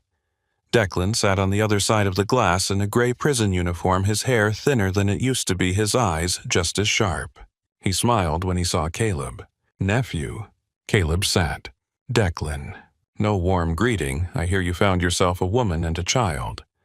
That tends to soften a man. Caleb looked at him without blinking. You sold Ethan Wren to Orlov. Declan leaned back. Did I? Do not waste my time. A laugh moved through Declan's chest. You always did hate family history, unless you were the one writing it. Caleb placed a folder against the glass. Money trails. Calls. Prison messages routed through attorneys who were never smart enough to hide vanity. Bennett will trade what he knows. Orlov will cut loose whatever burns him least. That leaves you. Declan glanced at the folder. You want a confession. Number. Then why come? Caleb's voice dropped. I wanted to see your face when you understood that you failed. Declan's smile thinned. I gave Orlov one accountant. Your father had given him dozens. Do not dress yourself as a savior because you got sentimental over the accountant's daughter. Caleb did not move. Declan leaned closer. That is what this is. Yes, you found the girl. Found the child. Now you think love is going to scrub the blood out of the family name. Caleb's gaze stayed steady. Number. Declan's eyes narrowed. Number. No, Caleb said. Love does not clean blood. It shows you where it is. For the first time, Declan's expression changed. Caleb stood. Declan's voice followed him. That little girl will be your end. Caleb stopped at the door. He turned back. No, he said. She is the reason I do not become yours. Then he left. At the safe house, Mara found Evelyn in the kitchen. The house was quiet. Ivy was asleep upstairs. Jenna had finally gone to bed after threatening to bite anyone who mentioned news coverage again. Silas stood outside on the porch, speaking softly into a phone. Evelyn sat at the kitchen table with a mug of tea untouched in front of her. She looked smaller without the coat and pearls. Mara almost walked away. Then Evelyn spoke. She has his eyes. Mara stopped. Yes? I used to hate those eyes. Mara turned. Evelyn looked into the tea. Caleb's father had them. So did Declan when he was young. Men in that family used beauty the way others use knives. Caleb was a boy when his mother died. He looked at me with those eyes, and I thought if I made him hard enough, the world would not eat him. Mara said nothing. Evelyn's fingers tightened around the mug. I made him hard. The world ate him anyway. The confession hung between them. Mara walked to the counter and leaned against it. You threatened my sister. Yes. You made me run while I was grieving my father. Yes. You let Caleb believe I chose to leave. Evelyn closed her eyes. Yes. The answers were too honest to fight with easily. Mara looked toward the stairs. I do not know what to do with you. Evelyn opened her eyes. You owe me nothing. No, Mara said. I don't. Evelyn looked at her. But Ivy might ask about you one day. The older woman's face changed. Mara continued. And if she does, I will not lie. But I will not teach her to hate you just because it would be easier for me. Evelyn's mouth trembled once. You are kinder than I deserve. Mara's voice stayed firm. Do not confuse this with forgiveness. I won't. Good. Mara turned to leave. Evelyn spoke again. Mara. She paused. I am sorry. The words were quiet, imperfect, late, but real enough to make the room feel different. Mara did not turn around. I know. A week later, the Magnolia Glass reopened under temporary federal oversight. Bennett's name was removed from the website before the lobby flowers were replaced. His portrait vanished from the wall near the ballroom. Staff whispered in corners, then stopped whispering when Mara walked past. Some avoided her. Some thanked her. Most did not know how to look at a woman who had become both scandal and survivor. Mara returned to collect her things. She expected to feel relief. Instead, she felt grief. Her small office still held a chipped mug, a cardigan over the chair, sticky notes on the monitor, and a framed photo of Ivy at the beach. For years, this place had been proof that she could build something. It had been stability, paychecks, insurance, a name badge that belonged to a version of herself not defined by Caleb Rourke. Now even that felt touched by the war she had tried to avoid. She placed the photo in a box. Caleb stood in the doorway. You do not have to leave, he said. Mara kept packing. I know. Then why are you? Because staying would feel like letting Bennett keep a piece of me. Caleb nodded. He had been doing that more. Nodding. Listening before deciding the shape of the world. Mara glanced at him. You hate this. Yes. At least you are honest. I hate that I cannot fix it. She looked down at the box. Not everything needs to be fixed by you. I know. You say that like a man memorizing a foreign language. His mouth softened. That is not inaccurate. Mara almost smiled. Then she remembered herself. Caleb stepped into the office and set a folder on the desk. Mara looked at it. What is that? Options. Her face cooled. Caleb. Not orders. She did not touch the folder. He opened it himself and turned it toward her. Charleston apartment with private security nearby not visible. Chicago house with Jenna's school transfer covered if she wants it. A consulting role with a hospitality group in Atlanta, no Rourke ownership. A trust for Ivy that you control. Legal name protection. None of it requires you to live with me. Mara stared at the pages. Her chest tightened in the old way. Too much money. Too much power. Too many doors opening because his hand turned the knob. Caleb saw it and stepped back. Or none of it, he said. She looked up. What? He closed the folder. Or none of it. You choose. Mara searched his face. You do not know how hard that is for you, do you? I know exactly how hard it is. His voice was quiet. That is why it matters. Mara looked at the folder again. For 3 years, choice had meant which road to run down, which bill to pay late, which truth to hide, which fear to swallow so Ivy could have cereal and clean socks and bedtime stories. Now choice sat in front of her, wearing Caleb's handwriting and legal tabs. It should have felt like a cage. It did not. That scared her too. At the Rourke estate outside Lake Forest, Illinois, winter sunlight moved across old stone walls and bare trees. Mara had agreed to visit for 3 days. Not move. Not stay forever. Visit. She had made that clear 6 times, and Caleb had listened each time like it was the first. The estate was not a home so much as a declaration. Long drive. Iron gates. Dark roof. windows tall enough to make a person feel measured. Portraits of dead Rourkes lined the main hallmen in expensive suits and women with eyes like locked rooms. Ivy loved it immediately. "It castle," she whispered. Jenna muttered, "Of course it is." Caleb looked at Mara. "It is too much." "Yes, I can sell it." Mara blinked. Jenna turned. Evelyn, standing near the stairs, looked as if someone had slapped the family crest. Ivy tugged Caleb's pant leg. "No sell, Castle. It has stairs."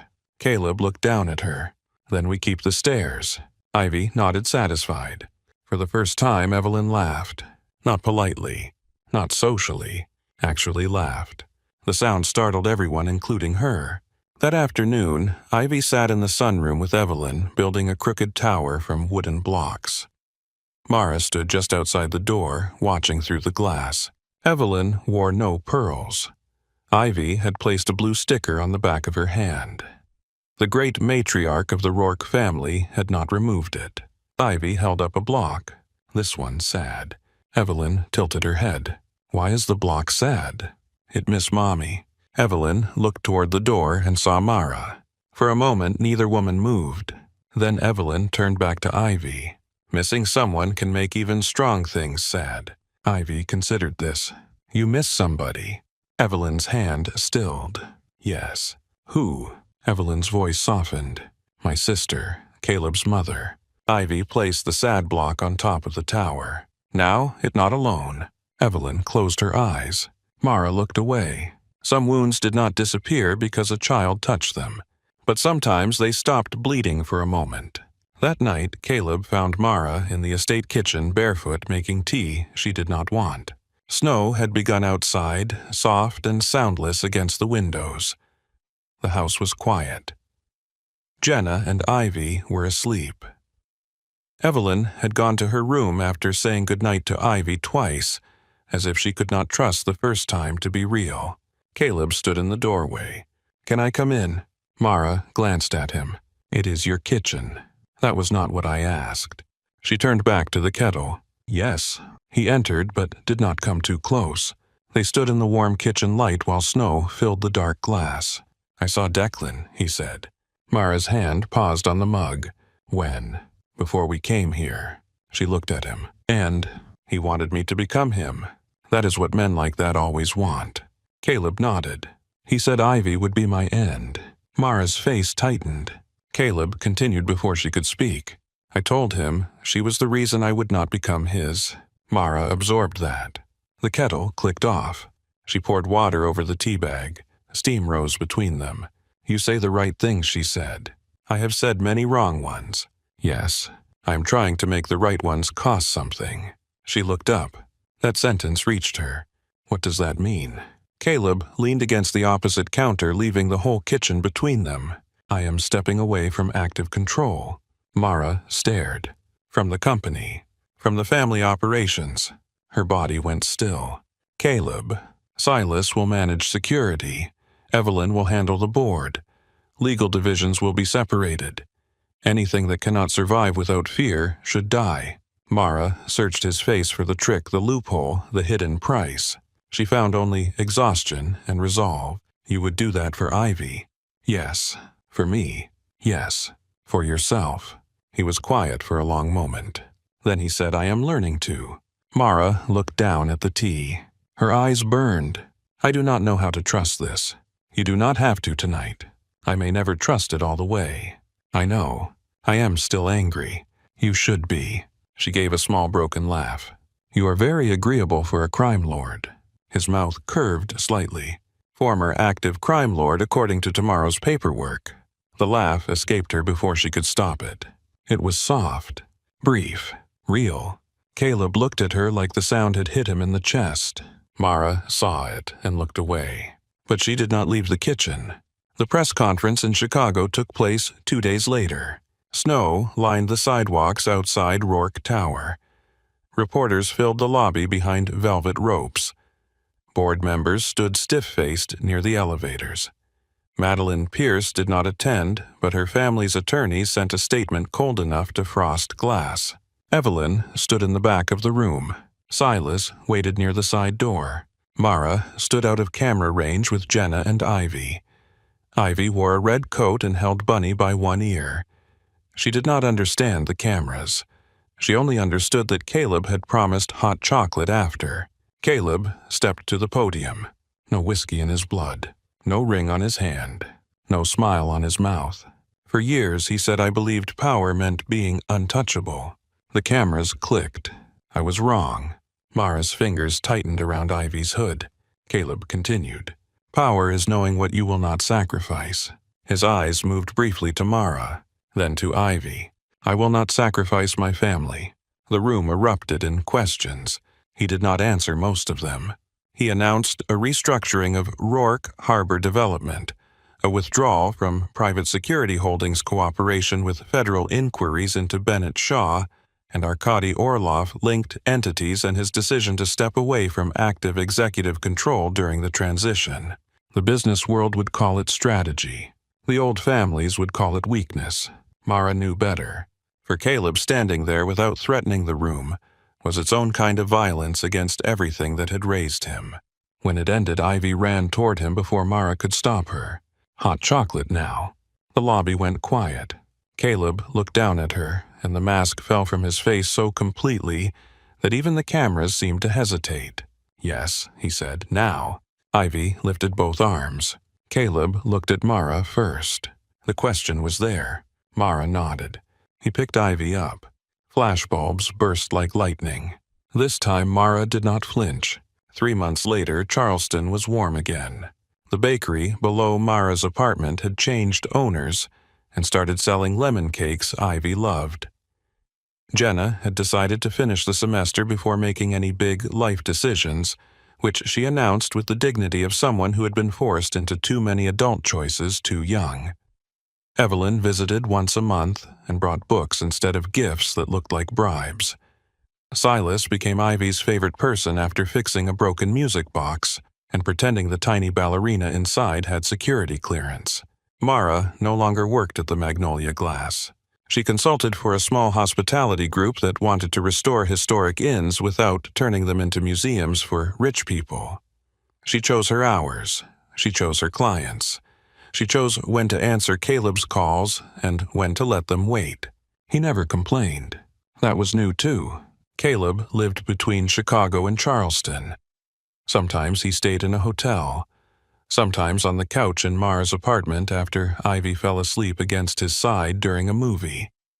Never in Mara's bed unless she asked him to stay. She had not asked yet. He had not pushed. One Sunday morning, rain returned to Charleston. Mara stood in the kitchen, wearing soft pants and one of Caleb's white shirts, though she refused to examine that choice too closely. Pancake batter sat on the counter. Ivy stood on a chair beside Caleb, stirring with great seriousness while flour dusted her nose. Caleb wore a dark sweater with the sleeves pushed up. He looked absurdly large in the small kitchen. He also looked happy in a way that seemed to confuse him. "You are overmixing," Mara said. Caleb looked at the bowl. "I have negotiated with senators. And yet the pancake batter is winning." Ivy nodded. "Batter boss?" Caleb looked at her. "Is it?" "Yes." "Then we respect it." Mara laughed. The sound came easily now. Not always, but more often. Caleb poured batter into the pan. It spread into a shape that looked nothing like a circle. Ivy leaned over. "It heart." Mara looked. It was not a heart. Caleb looked at her, daring her to disagree. "It is definitely something," she said. Ivy gasped. "Mommy." "All right, it is a heart." Caleb flipped it too early. The pancake folded in half tore at the edge and smoked. Ivy threw both hands into the air. "Daddy burned breakfast." The word landed softly. Then it filled the room. "Daddy." Caleb froze with the spatula in his hand. Mara froze too. Rain tapped the windows. The pan hissed. Ivy, unaware that she had just cracked open the universe, reached for a blueberry. Caleb looked at Mara. He did not smile. He did not ask. His eyes only filled with something so raw Mara had to look down before it undid her. Ivy tugged his sleeve. "Daddy at burning more." Caleb turned off the stove too fast. Mara covered her mouth somewhere between laughing and crying. Ivy looked at both of them. What? Mara shook her head. Nothing Moonbeam. Caleb crouched beside Ivy's chair. His voice was rough. You can call me that if you want. Ivy blinked. Daddy. Yes. She considered him.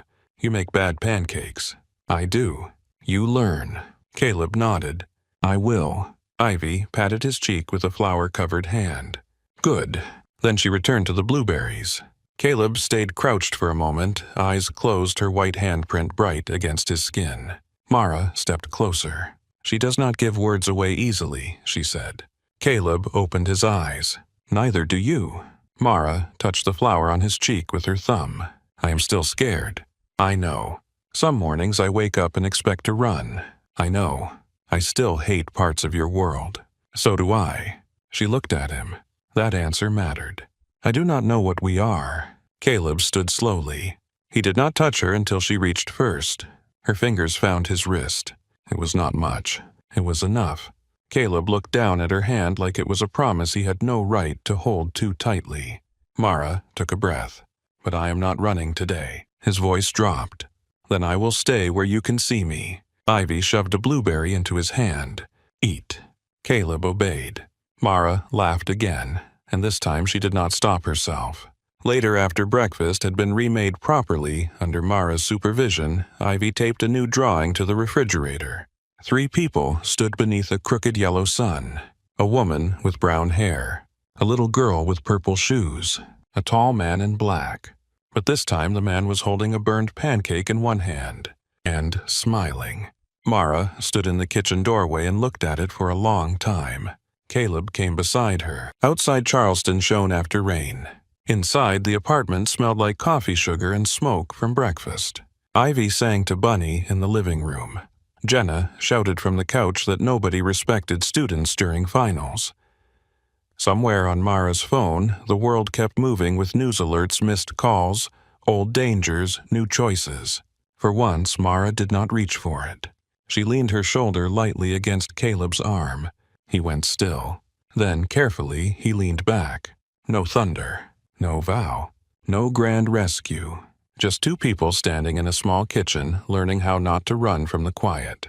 On the refrigerator, the drawing fluttered as the heater turned on. The tall man in black kept smiling under the crooked sun.